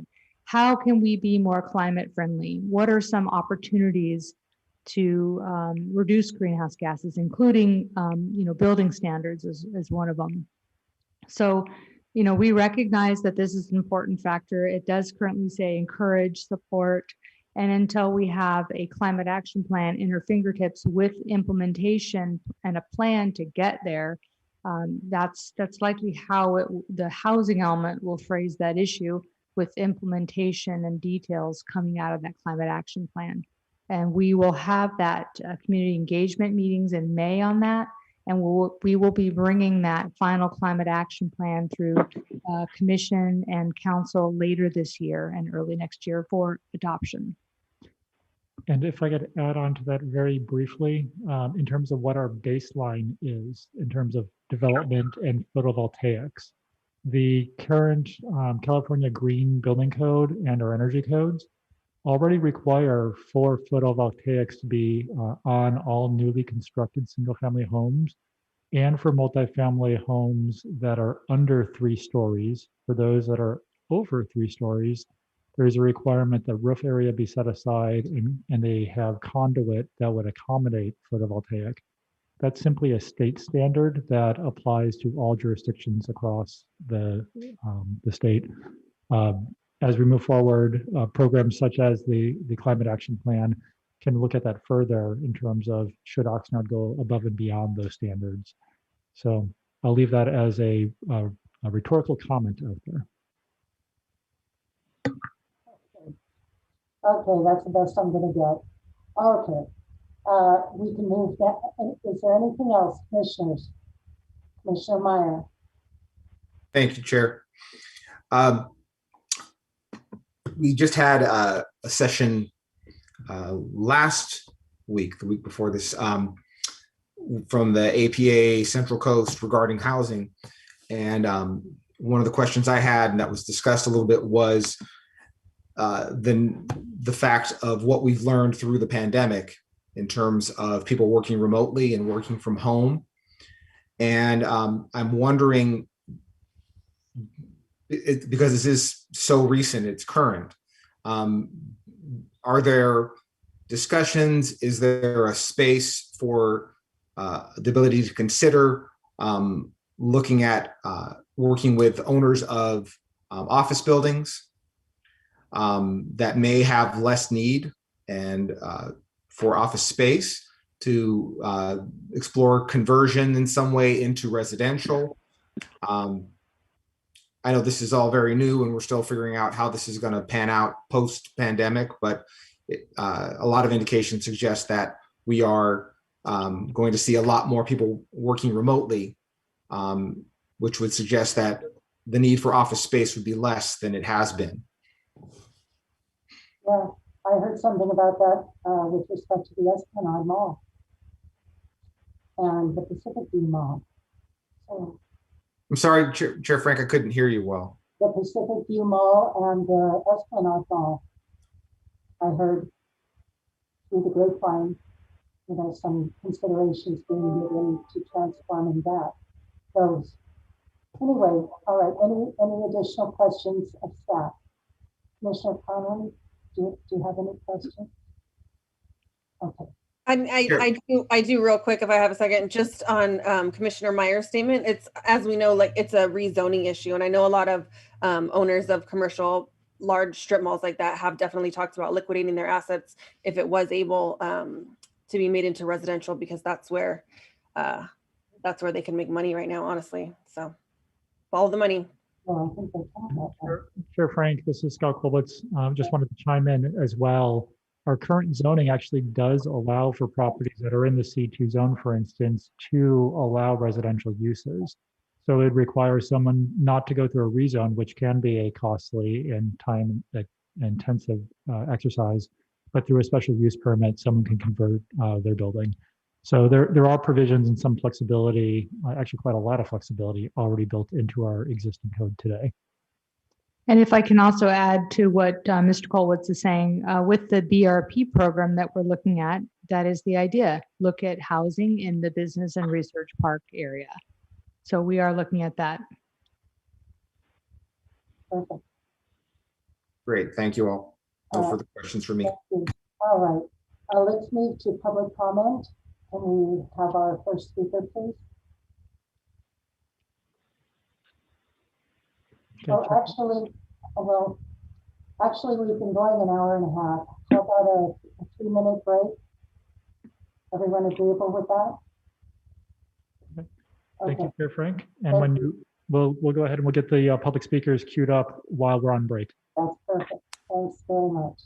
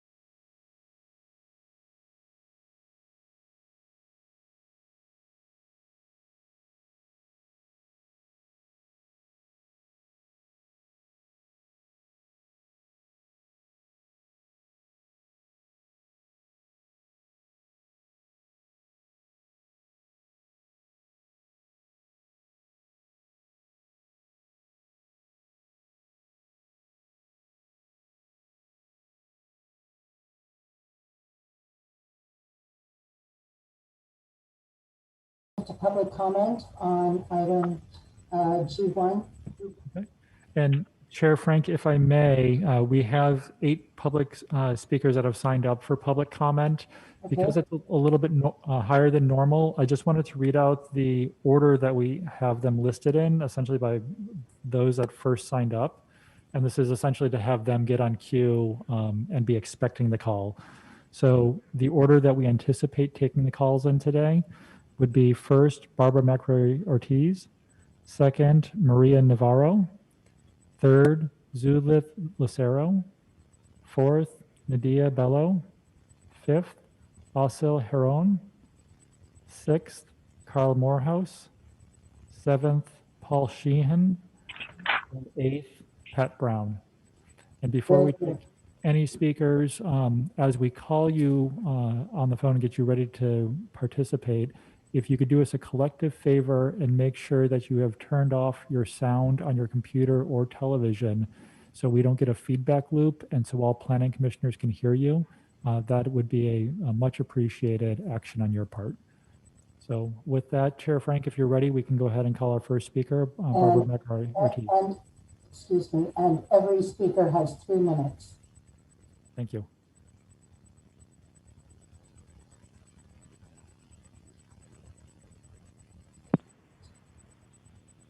Hello, this is Barbara McRae Ortiz. Greetings. Congratulations to the new commissioners, Conley, Orejo, and Lopez, I believe. We're all new, and I appreciate your support for the city and your service. It's a big job, and I welcome all the other commissioners that I haven't seen in a while. I guess none of us have seen each other in a long while. I think the staff did a good job with a housing element, particularly in terms of reaching out to the stakeholders in this COVID environment. I personally have not finished review of the housing element yet, and I apologize for this. I still need to focus on the programs and the sites, and my initial review has raised some concerns, and I will definitely put those in writing. I apologize to the Planning Commission for not having already done so. A couple of quick things I want to mention so I don't forget them. One, it's very important for us to get a definition as to what by right development means, because the by right development in the past has not been by right. So that's one we need to straighten out. Second, in terms of the sites, the site at 2900 Xavier's Road, the old CalFed building, there's no way on God's earth we should just have density at 30 dwelling units for the acre. This one we really need to maximize the use of that site. So those would be 2 to take a look at. I think I'm going to focus on program 3, the rezone. HCD's 30 dwelling unit per acre default density standard is not new. It's been around for a long time, and I think it's AHOP was kind of a stepping stone for the city to move the ball forward, but now I think it is time to move past AHOP. What is my concern is that it will take more than just an increase in density to get affordable housing built, because fairly restrictive development standards impede the ability of developers to produce the housing at higher densities when the land and the project are still tied to development standards that were promulgated in the 20th century with lower densities in mind. With that in mind, I think there are certain benefits of the AHOP program that I would urge you to incorporate into the default density standard. The challenge has always been to fit a square peg into a round hole. The AHOP program offered such things as height up to 6 stories, an AHOP concession, an extra concession, a 10% reduction on numerical standards. These were very and are very useful tools that were available at the developer's request that made it possible to begin to fit that square peg into the round hole. These incentives will need to be coupled with density bonus concessions and waivers in order to make projects work, especially on properties that do not have cookie cutter shapes, such as some of those that are on the site inventory. It also appears we have some selected sites that are fairly narrow Development of these parcels will face more challenges dealing with setbacks, circulation, building separation, and on and on. To address these challenges in particular, I would recommend that the city include a program to revisit the attached dwelling unit development standards. These standards apply to the development of any new attached multifamily residential of 6 or more units. As stated in Oxnard's code, the purpose and intent of this section is to implement the goals and objectives of the general plan to provide quality multifamily housing. The problem is that what is considered quality multifamily housing today is not the same as it was in 1964 when this section of the code was adopted. The city needs to look at the practical impact of these standards on the ability to produce higher density housing and make changes as necessary to facilitate the development of housing at higher densities. I know that with the density bonus law, the developer can utilize from 1 to 4 concessions depending on the level of affordability and unlimited waivers. That said, I do not believe that the city wants to create a situation where developers would have to be asking for numerous concessions and maybe even over a dozen waivers in order to maximize the density. I think it would be better to amend the zoning code to offer a more realistic vision of the city standards. And in light with this too, Planning Commission may want to give some consideration as to whether they want, whether you want density bonus applications coming to you on projects that are not being decided at your level. Because I know in past meetings I've heard frustration on some of the commissioners that, you know, why is this coming to us? We don't have any discretion on it. And of course, when we tried to amend the density bonus law, it was set at a point where the density bonus would be decided at the same level as the permit. And at the last minute that was changed and everything was dumped into your laps. And so it may be time to give some thought to that so that you don't have to go through these exercises that seem to be kind of duplicative. So I think I've taken my time and I appreciate the opportunity to address you, and I appreciate your service and the service of all the staff during this difficult time. Thank you very much. Thank you, Ms. McLean-Ortiz. Our next speaker, please.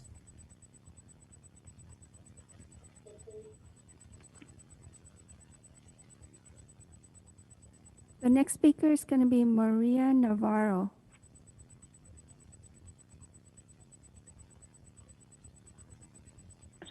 Good evening, Commissioners and staff. Thank you for having me here. I'm Maria Navarro, a policy advocate at CAUSE. I want to say that a key element of affordable housing is tenant protections. As the draft housing element explains, nearly half of Oxnard residents are renters. More than 50% of these tenants are rent burdened, and 69% of them are experiencing housing problems, whether that be incomplete plumbing, overcrowding, or the like. As you all know, rents have increased in Oxnard, and we hear from our working class community that rents keep increasing at an alarming pace while wages have remained stagnant. The housing report highlights wealth inequality in our community, with 30% of all households falling in the extremely low income and very low income categories. More often than not, these people are renters, not homeowners. Our affordable housing policies then have to start addressing tenants. The housing report also indicates that the majority of people who fall within these income levels cannot comfortably afford their rent or monthly mortgage payments. For example, a family of 4 in the extremely low income category can afford up to $846 in rent without being rent burdened, while a family of 4 in the very low income category can afford up to $1,411 in rent without being rent burdened. Unfortunately, people in the extremely low income and very low income brackets struggle to keep up with their rent payments. One of the ways that Oxnard can assure that housing remains affordable is through a rent stabilization ordinance. A rent stabilization ordinance would incentivize tenants to stay in their rental for longer and would minimize turnover rates. Other tenant protections, like just cause ordinances, will also protect tenants will also protect tenants by disincentivizing landlords from terminating a tenancy for the sole purpose of increasing profits. Finally, a rent stabilization ordinance would not inhibit the construction of new apartments, since rent-controlled properties must be at least 15 years old. The concept of affordable housing is broad. Because of RHNA numbers, we always focus on the construction of new affordable units, but we can also look at affordable housing from the lens of rent stabilization and tenant protection. Thank you for your time. Thank you.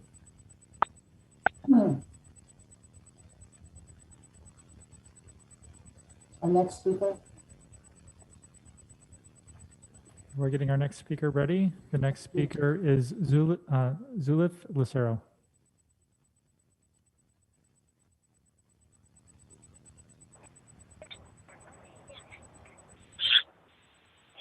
Hello, everyone. Good afternoon, commissioners and staff. I'm Zulith Lucero, and I'm an Oxnard organizer at CAUS. A rent control ordinance should be considered as a way to ensure housing affordability in Oxnard. I talk to people in the community every day. I talk to farm workers who have struggled with paying rent and who cannot apply for affordable housing as a result of their immigration status. One of our leaders has lived in her one-bedroom apartment for 18 years, and her rent has increased so that now she pays around $1,500 for her apartment. More than half of her monthly income goes to her rent payment. Other community leaders have let me know that rent continued to increase even during the pandemic. The housing element of they include farm workers as a population with special housing needs. However, the majority of farm workers are undocumented and they cannot apply for mortgage loans, so a large portion of the farm worker community are tenants.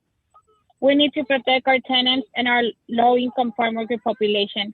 This is why rent control will be a great tool to keep housing affordable for this vulnerable population. Thank you. Thank you.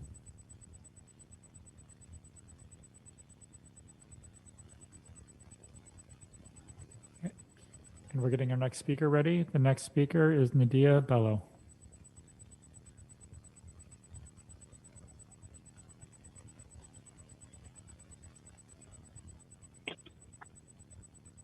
Good afternoon, everyone. My name is Nidia, and I'm an organizer with CAUS in Oxnard. As organizers, we have heard many stories of unaffordable housing and the impact that it has on our renters, specifically on farm workers. Our renters have voiced many times, as you may have heard, that unaffordable housing leads to burden and displacement. And this has been occurring for years. With the pandemic, this became another risk factor that our community, our farm worker community faced, and, causing it to be even more vulnerable. During the past 2 years, more and more community members have raised concerns about the rent prices continuing to rise every year, or sometimes even twice a year. And current state protections are not enough. Sometimes even a $50 raise on rent is a lot. Renters are burdened and have to forgo groceries or other necessities in order to pay rent, and be able to put a roof over their families. And our immigrant farm worker families need more protections like rent control. In the near future, we will see more of the impact of the pandemic in our communities. We may see families who weren't able to pay rent being displaced. How will you prioritize assisting these families that become displaced due to unaffordable housing? Thank you. Thank you.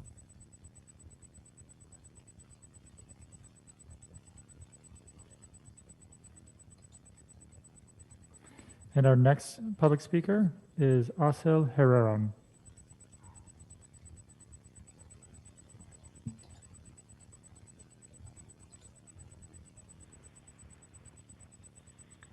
Hi, good evening, planning commissioners and staff. My name is Osilia Rajon, and I work at CAUS.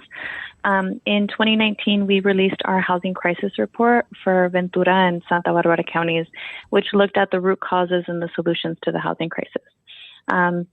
In order to create this report, we surveyed Oxnard renters by going door to door, and we were able to hear directly from renters as to what they were living through day to day. Renters, we know, make up 50% of our population. Half of our residents in Oxnard are renters. If we're talking about ways to meet existing and projected future housing needs, we first need to look at keeping our communities housed at this moment. We all know that we have a significant farm worker and immigrant community in Oxnard. And we also know that immigrants, particularly farm workers, receive some of the lowest wages. In the past 5 years, wages have increased a mere 8%, while rents have increased 27%, and our families can't keep up with this. Farm workers who on average are making $28,000 are being expected to pay at minimum of $1,500 for a one bedroom. And because of citizenship, they don't qualify for a number of affordable housing programs. Yes, we need to build affordable housing and ADUs and create a long-term project, but we also need to create policies that protect renters immediately that are struggling to pay next month's rent. We need to keep housing affordable for our Oxnard community in this very moment, and you can do that through a rent control program. Our families cannot weather this storm of a housing crisis much longer. We need renter protections now to keep folks housed while the city creates and executes these long-term plans. Thank you for your time. Thank you. And commissioners, we actually only have one final speaker on the call right now. Carl Morehouse is, we're queuing him up. The final two speakers, Paul Sheehan and Pat Brown, are not on the waiting list as of this point in time. Thank you.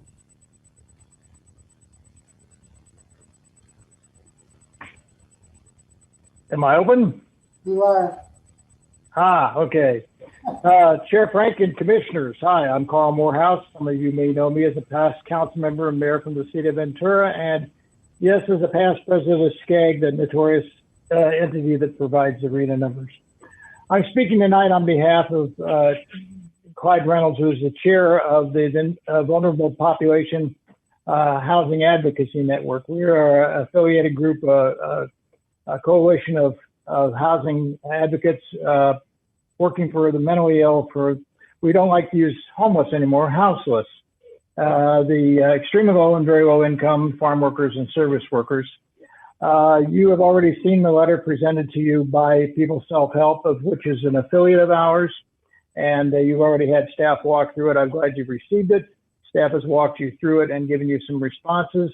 I have been asked by Chair Reynolds to simply underscore some of the issues that are in that letter with regards particularly the need for looking at alternative housing. You're discussing ADUs and other such structures. We're also hoping to explore alternative things like tiny housing. You're talking about commercial conversions, and that's good. One of the things that we want to emphasize is, yes, you can increase the percentages for inclusionary housing. And by the way, we're not picking on Oxnard. Ventura is extremely guilty of this, and I'm on their heels as well. But the need to up the requirement to at least 20%. And I think the letter is presenting you with an alternative to look at what the city of Goleta is doing in that regard. Also, in terms of in lieu fees, one of the problems that exists, and the Housing Trust Fund is mentioned, oftentimes builders want to give you in lieu fees, but the in lieu fees are never adequate enough to provide the housing. So you may want to suggest, as you forward your comments to the council, that the in lieu fees be increased. Just a couple of quick notes. Commissioner Chavez, you raised some issues with regards to SCAG, and I would be happy to stay on a little while and give you some greater depth. I think your staff did a very good job. I want to praise your staff and the consultants. I think they've been doing an extremely good job. This is the first time for all of you. I've been through the housing element 5 times now. It's never easy, and maybe it will only come up once in your term on the commission. Also, Commissioner Frank, I think you were jumping in on one issue, but remember the housing element is one of 8 required elements under state law. Unfortunately, this is the one that the state requires and comes up with every 8 years, but it's very much tied to your transportation funds, and that's where SCAG gets involved. And again, I could add a little depth to that if you'd like to hear that. Anyway, I'm simply here to lend a voice to the letter that you received from People Self-Help, since they are an affiliate of the VPHAN. And So we will hope that you will make your recommendations accordingly, because we know it's City Council's final decision. I do like all the questions you've been asking. I think it's very deliberative. And I'd be happy to answer any questions you have with regards to SCAG or any other background. That's my group. That's it. Do we have any other speakers? Chair Frank, Carl Morehouse was our final speaker. Okay, is he still on the line? He was up until just a second ago. If commissioners have questions for him. I thought Commissioner Chavez, did you have any questions for him? I'll try to reach out to him on my own time. Thank you. Oh, wonderful. Okay, thank you very much. With Mr. Morehouse being our final speaker, commissioners, what's your pleasure? Should we move the recommended action and present this to City Council?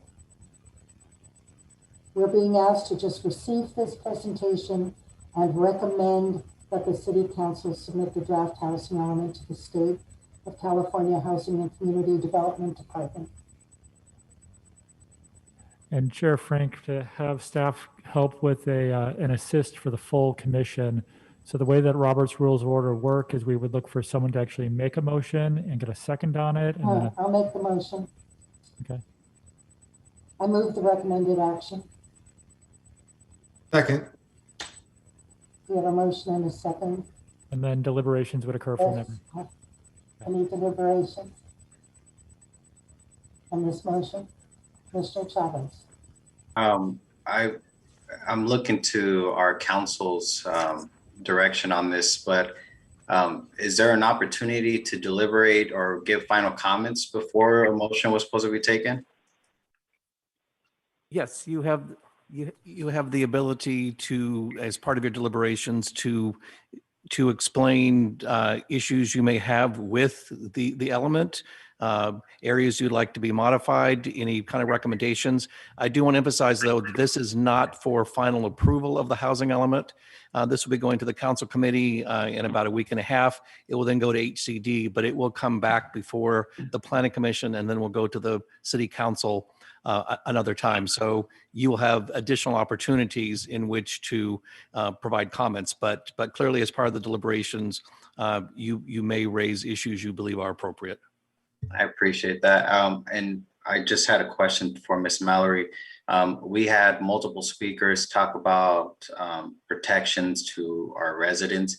Is this the appropriate document for that, or is that something completely separate? For clarification, Commissioner Chavez, are you referring to rent control? Is that the issue you're raising?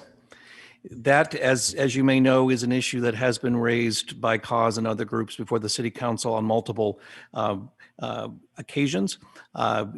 If you believe that's something that should be considered as part of the housing element, at least something to consider or study, that could be appropriate. In the end, of course, that would be a council decision if they wanted to adopt a rent control ordinance, which is very complicated and expensive and has kind of a range of issues that would have to be considered if that's the best use of funding. But if that is something that the majority of the planning commission wish to indicate their support for, that is something that clearly could be done if there would be an amendment to the motion where we have a first and a second. And I appreciate that, Mr. Rosales. I was just curious as to if this was the appropriate document for that. I do want to just say that I appreciate all of the speakers that called in and commented. And one thing is for sure that I am in favor of growth and development, but I want to make sure that we are developing responsibly. And I appreciate staff's work on this, because this is not an easy task. But I do appreciate that. And again, I appreciate the feedback from the public, and I encourage more feedback and here in this commission, on the committee, and at the council level. Again, thank you, staff.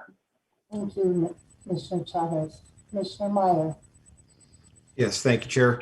And thank you, Commissioner Chavez, for raising that question, because that is one that's very salient to me. with regard not just to rent control, but also just cause ordinance. I know that the city of Santa Barbara recently adopted a just cause ordinance, but I'm not aware of where we stand in city of Oxnard with that regard. Could staff clarify where we stand? Happy to address that issue.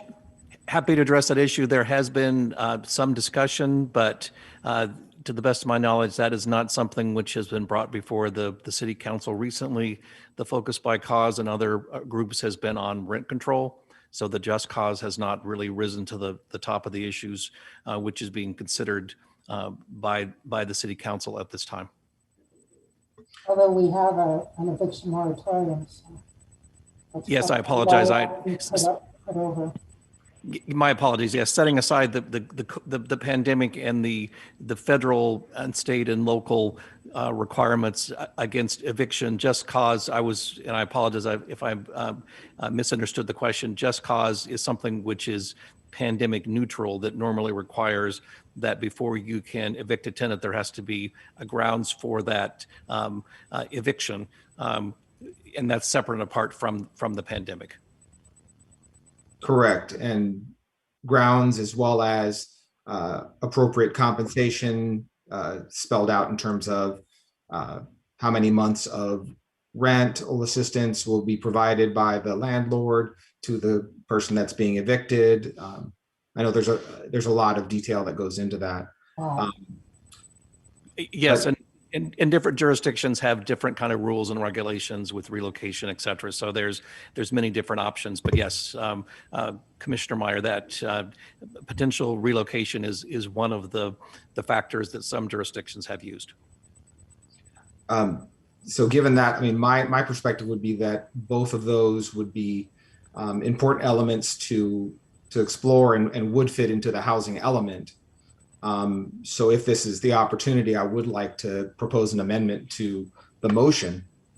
How might that be best laid out? All we're doing is presenting, receiving and then presenting. However, I think the collective comments that we've been making will be noted in the transmittal to City Council. I don't believe that we have to go through and make a list of everything that we want mentioned in here. I think our deliberation and our discussion has been pretty thorough. Councilor, perhaps you could suggest the best way to do that? The Planning Commission, Chair Frank, what you described is clearly one option. The Planning Commission, though, does have the ability to deviate from the recommended action if they want to specifically call out certain items.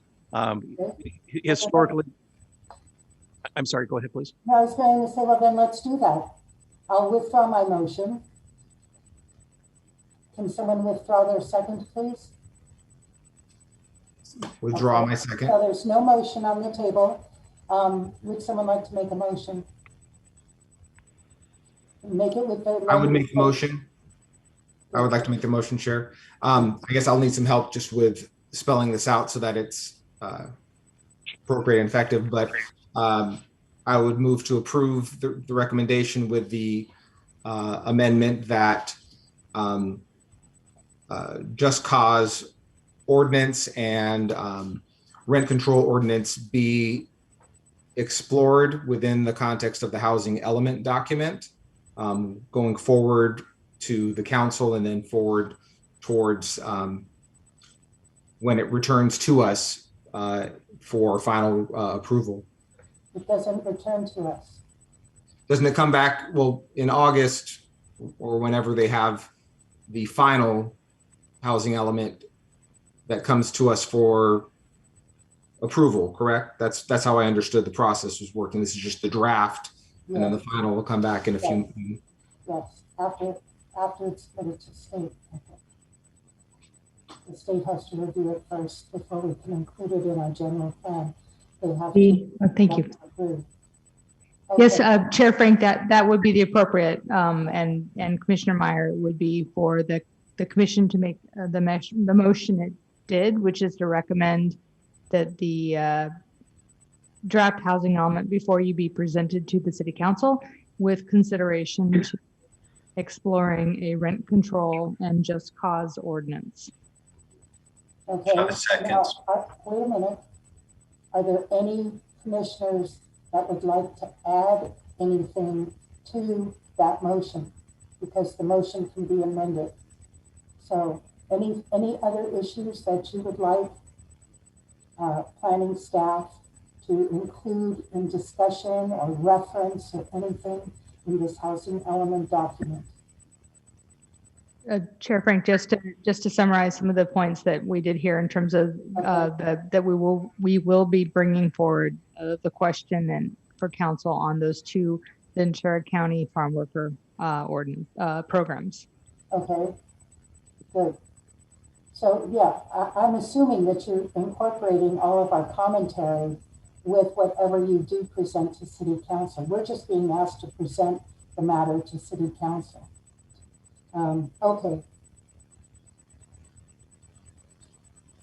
Anyone else? Okay, do I have a second to Commissioner Meyer's motion? Chavez, second. Okay. Commissioner Sanchez, Vice Chair Sanchez. We have a motion by Meyer, a second by Sanchez. We have roll call, please.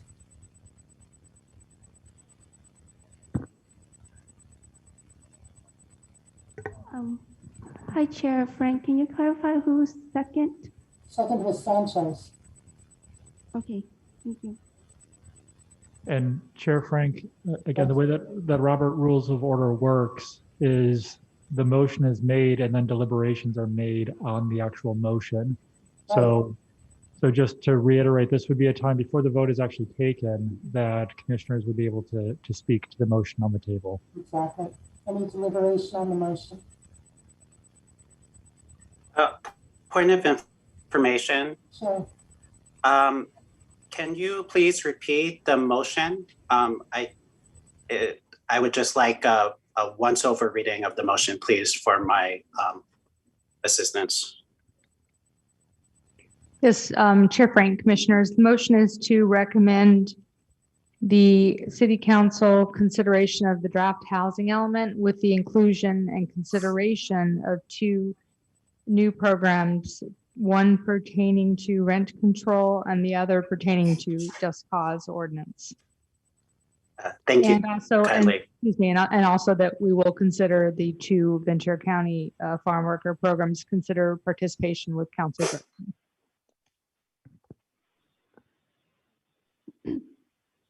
Anyone else?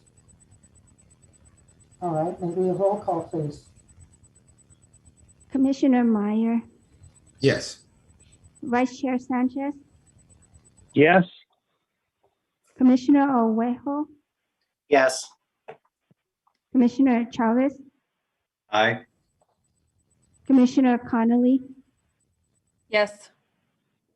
Commissioner Lopez, Yes. Chair Frank. Yes. Motion passes. Thank you very much. Good work. Very good work. We'll move to item H on our agenda, study session / reports. I don't believe we have any.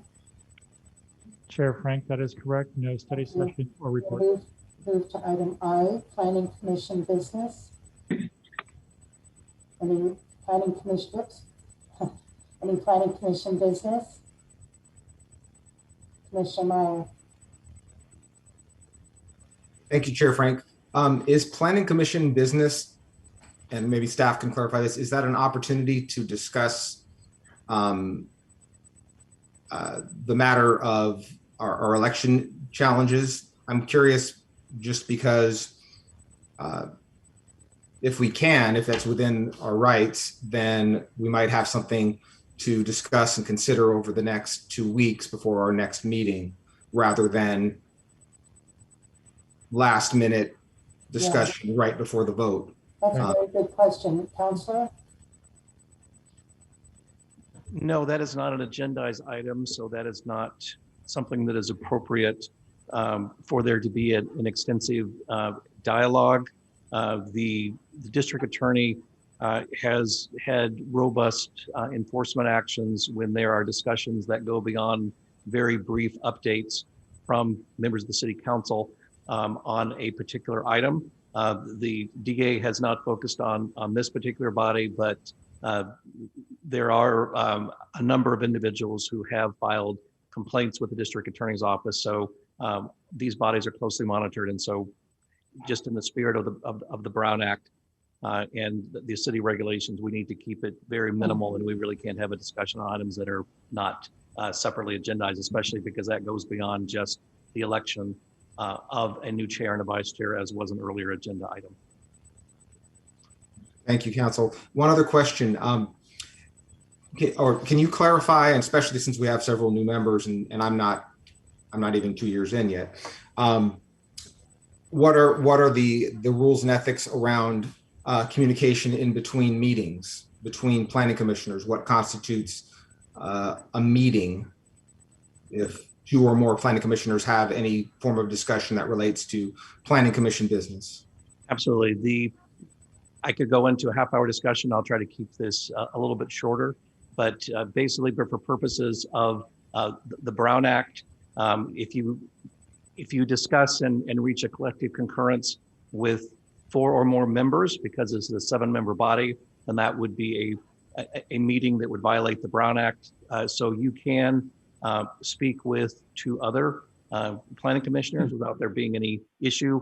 But you also, once again, I don't want to talk too long on this, but basically as long as you talk to only 2 people and those people then do not talk to 1 or 2 other people. So there's that collective concurrence, which is not allowed under the Brown Act. So the short answer is you can talk to 2 people, 2 members of the Planning Commission without concern about a violation of the Brown Act. Thank you again, Council. Isn't he terrific? Okay. Chair Frank. Yes, Commissioner. Thank you. I would just like to briefly report that I have been Excuse me, you're cutting in and out on your audio. And Commissioner, I'll try. You seem to be having a clear feed now, so let's go ahead and start over. Okay, thank you. Please let me know if I'm cutting in and out again. I just wanted to say that I have been having a great time with the Planning Commissioners Academy. I have been able to see some of them live, but it's nice that they're being recorded, and I've been able to see the balance of week 1 this past weekend. I've seen a couple from yesterday, and I look forward to the rest of the Academy this upcoming weekend. Thank you very much. Any other commissioner business? Commissioner Lopez. Chair Frank. I'm sorry. Commissioner Lopez. Thank you. I was just going to echo the same comments that Commissioner Arrejo just mentioned. I've had the opportunity to catch the majority of the sessions for the League of Cities Planning Commissioners Academy. I've learned so much. I do have a couple sessions that I was not able to catch. So like I will be catching up on the last couple sessions this weekend.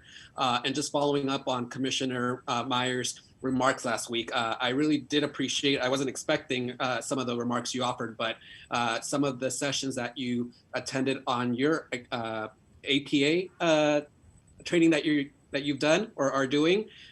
We seem to have some general perhaps overlap, but very much appreciate your comments specifically centered around equity in planning and just emerging areas of study as well as in the profession. So I'm going to take some time to collect my thoughts, maybe share a little bit more at our next meeting and see if we can maybe have staff organize. I'm not sure if that's the spirit of what study sessions would be, but perhaps to offer that to the entire commission here.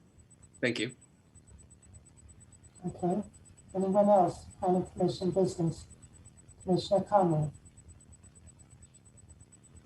Just in regards to what Commissioner Meyer was saying about the vote on the chair position, I don't want to beat a dead horse, but I would just like to request any information about either of you, if you are interested in accepting the position, before our next meeting, whether it be a phone call or email, please.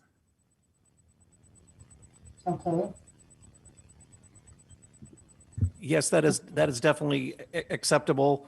Under the Brown Act, you are allowed to have a one-way exchange of information. So under that scenario, it would be clearly be appropriate and with the spirit and letter of the Brown Act for you, Commissioner Conley, to have a discussion with the two candidates for the chair for this next term. That would clearly be within the boundaries and of the Brown Act, both the letter and the spirit. Thank you. You know, perhaps, Commissioner Conley, you could provide your phone number and your email information to our clerk, to Dee, so she can distribute it, because I don't have your information. That's why all of our communication has to go through her. You'll notice that all the emails that come to you come from her. Because she's like the holder of the messaging. So. Chair Frank and members of the commission, we can definitely provide that contact information to facilitate that. To be clear, though, we want to also highlight that while there were two names that were presented tonight for the chair position, that doesn't mean when the elections come back before us that we're only limited to those two positions, and for the benefit, or those two members, I should say. And at the next meeting, when we hold the elections, it is also fair, as someone is nominated and going through that process, that they can identify if they want to be nominated or not, and or provide information at that point in time. The bylaws that we have don't speak to how extensive those comments may or may not be. So in the spirit of the elections, and knowing that it's supposed to be, while an important item, a fairly quick item, if we are going to have any recognition of that position and desire to be in it, to think about it in those terms. Thank you. Not seeing any other planning commission business. Chair Frank. I'm so sorry. I had my head down. Commissioner Chavez. Mr. Colwitz, just a quick question.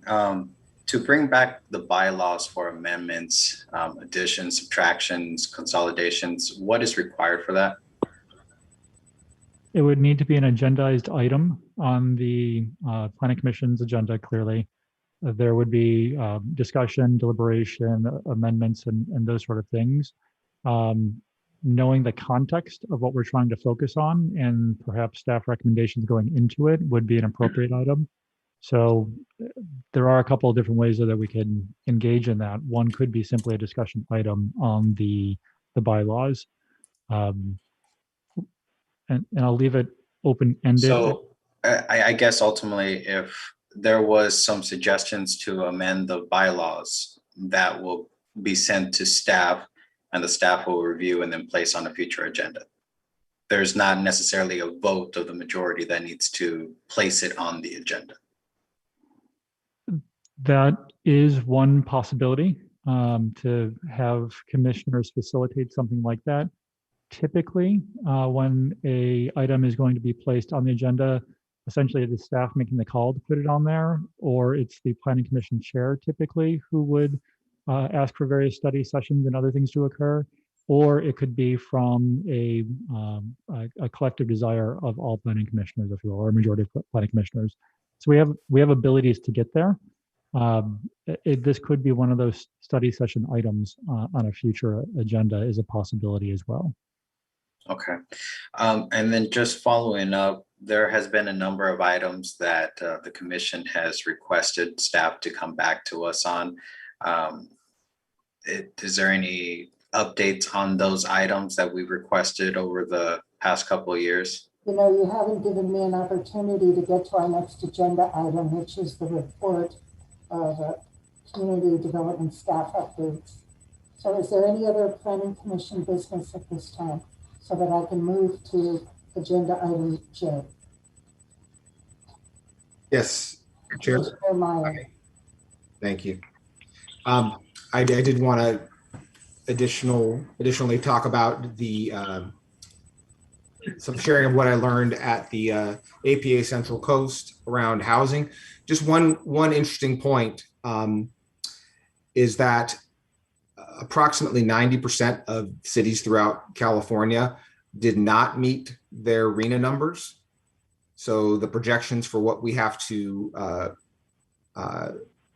ensure that gets developed in our city, 90%, like Oxnard, did not.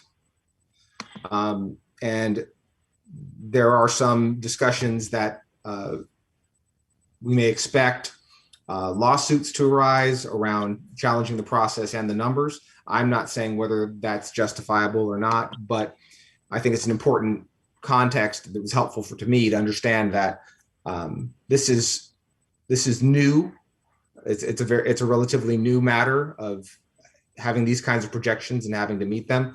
And the fact that our city didn't meet them in the previous cycle, the cycle that ends now, is the norm and not the exception.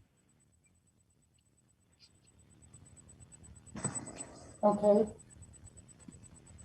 Item J, community development staff updates. Chair Frank, thank you for that.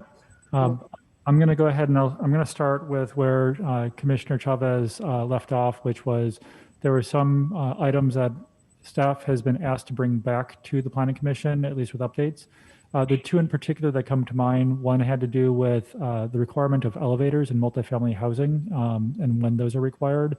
And the second one, it had to do with vacant and I'm forgetting the second word that goes along with it, but essentially dilapidated properties and what type of enforcement actions does the city have to enforce those type of things. We have not put that back on an agenda as of this point in time, but we are essentially waiting for a lighter agenda as well as the right workload, if you can, with city staff have been the two items that we've been balancing. So I can continue to work with other staff that would need to address those as we look at future agendas here. In terms of other items that we wanted to share with you, first and foremost, we wanted to again welcome our newest commissioners, plural, at the last meeting, one at this meeting. So thank you again for being here. Not to go without saying, we definitely appreciate all of our commissioners who are volunteering their time. So thank you. The training, we've been thrilled that we've seen such a robust turnout for it. Commissioner Meyer and Vice Chair Sanchez are about to wrap up their APA training that they're going through. And then the blitzkrieg of a training that our three newest commissioners are attending. We're hoping that's all valuable, and we look forward to hearing not only the updates that you provide here, but any other sort of feedback that you collectively are looking for as a body. A few other quick updates. We reported at your last meeting that on March 30th, the City Council was going to be reviewing a few items that were of potential interest to you. One was the Climate Action Plan update, and the City Council did review that on March 30th and gave direction to staff to continue moving forward as presented, is the briefest of summaries that I can give to all of you, so we are doing so. And in addition to that, city staff provided the City Council an update on our general plan implementation and our housing element implementation also on the 30th. All those reports and videos are posted online. City Council accepted the receive and file recommendation for the general plan and housing element update, and we've now submitted that to both the Office of Public Planning and Research and Housing and Community Development at the state. So we met our April deadlines, if you will.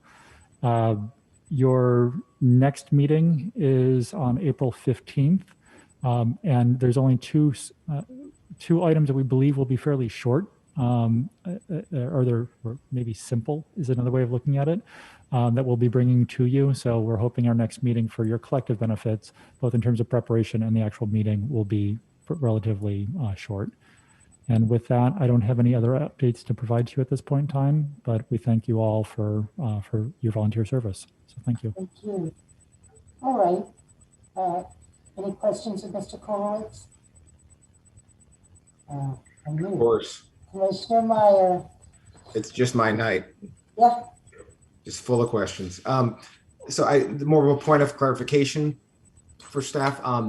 So if we want to communicate with other planning commissioners, do those communications go through staff, or is it just we need to go through staff, request contact information, and then have communications outside of staff? From a legal standpoint, you are not required to go through staff to communicate with another planning commissioner. There is a roster that I believe can be shared, and there can be the discussions. Clearly, as your legal counsel for this commission, I do want to, of course, encourage everyone to comply with the Brown Act and not reach collective concurrence outside of the public meeting. But there is no requirement that you go through either Dee or Scott or the other planning staff. And since we do have a roster that we can provide to all of you, if I get concurrence from all of you, and I'll accept head nods essentially as a concurrence, we can forward it to all of you as it's currently written. It has, just so we all know what we're concurring with, it has names, a home address, email address, and phone numbers on it. If everyone's okay with that, we can transmit that to all of you. Okay, and I'm saying head nods across the board. The only request and a caution that staff provides is, again, having respect for the Brown Act and public meeting process, and trying to limit those communications as much as possible. There are potentials for additional ex parte communication, report outs, if there's our various communications as we move forward. Okay. Thank you. Chair Frank? Yes. Thank you. I'm sorry. Go ahead. To follow up on Commissioner Meyer, sorry, was I breaking up? Chair No, Frank? you're good. You're good. To follow up on Commissioner Meyer, okay, apologies again. To follow up on Commissioner Meyer, a question of council. If we do have any communication with you, council, City of Oxnard Council, do you need to make those communications available for the Planning Commission? I'm sorry, it would depend on the specific council or discussion that was occurred. As you know, I am not your individual attorneys, but I provide legal counsel to the Planning Commission. So staff and the city attorney's office are available for discussions and accepting. Counselor? Okay, I'd like to simplify my question. All right. Go ahead, Commissioner. Go ahead. Thank you, Chair Frank.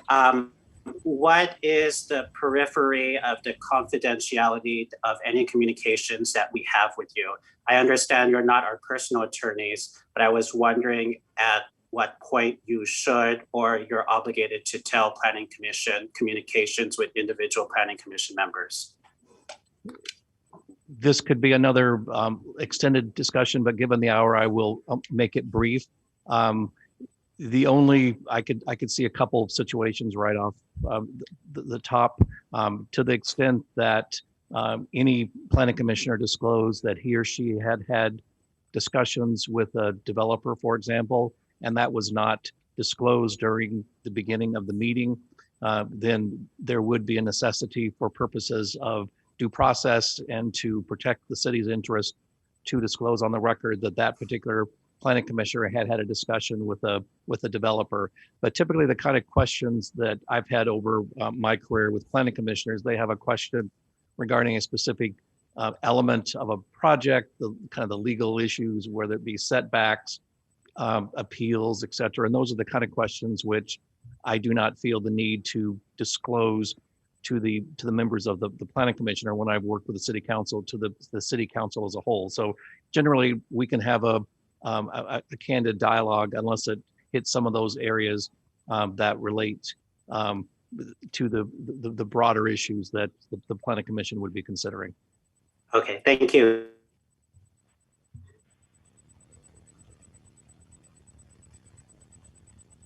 you for your explanation. Appreciate it. Okay, anything further? All right, we stand adjourned. Thank you. And thank you.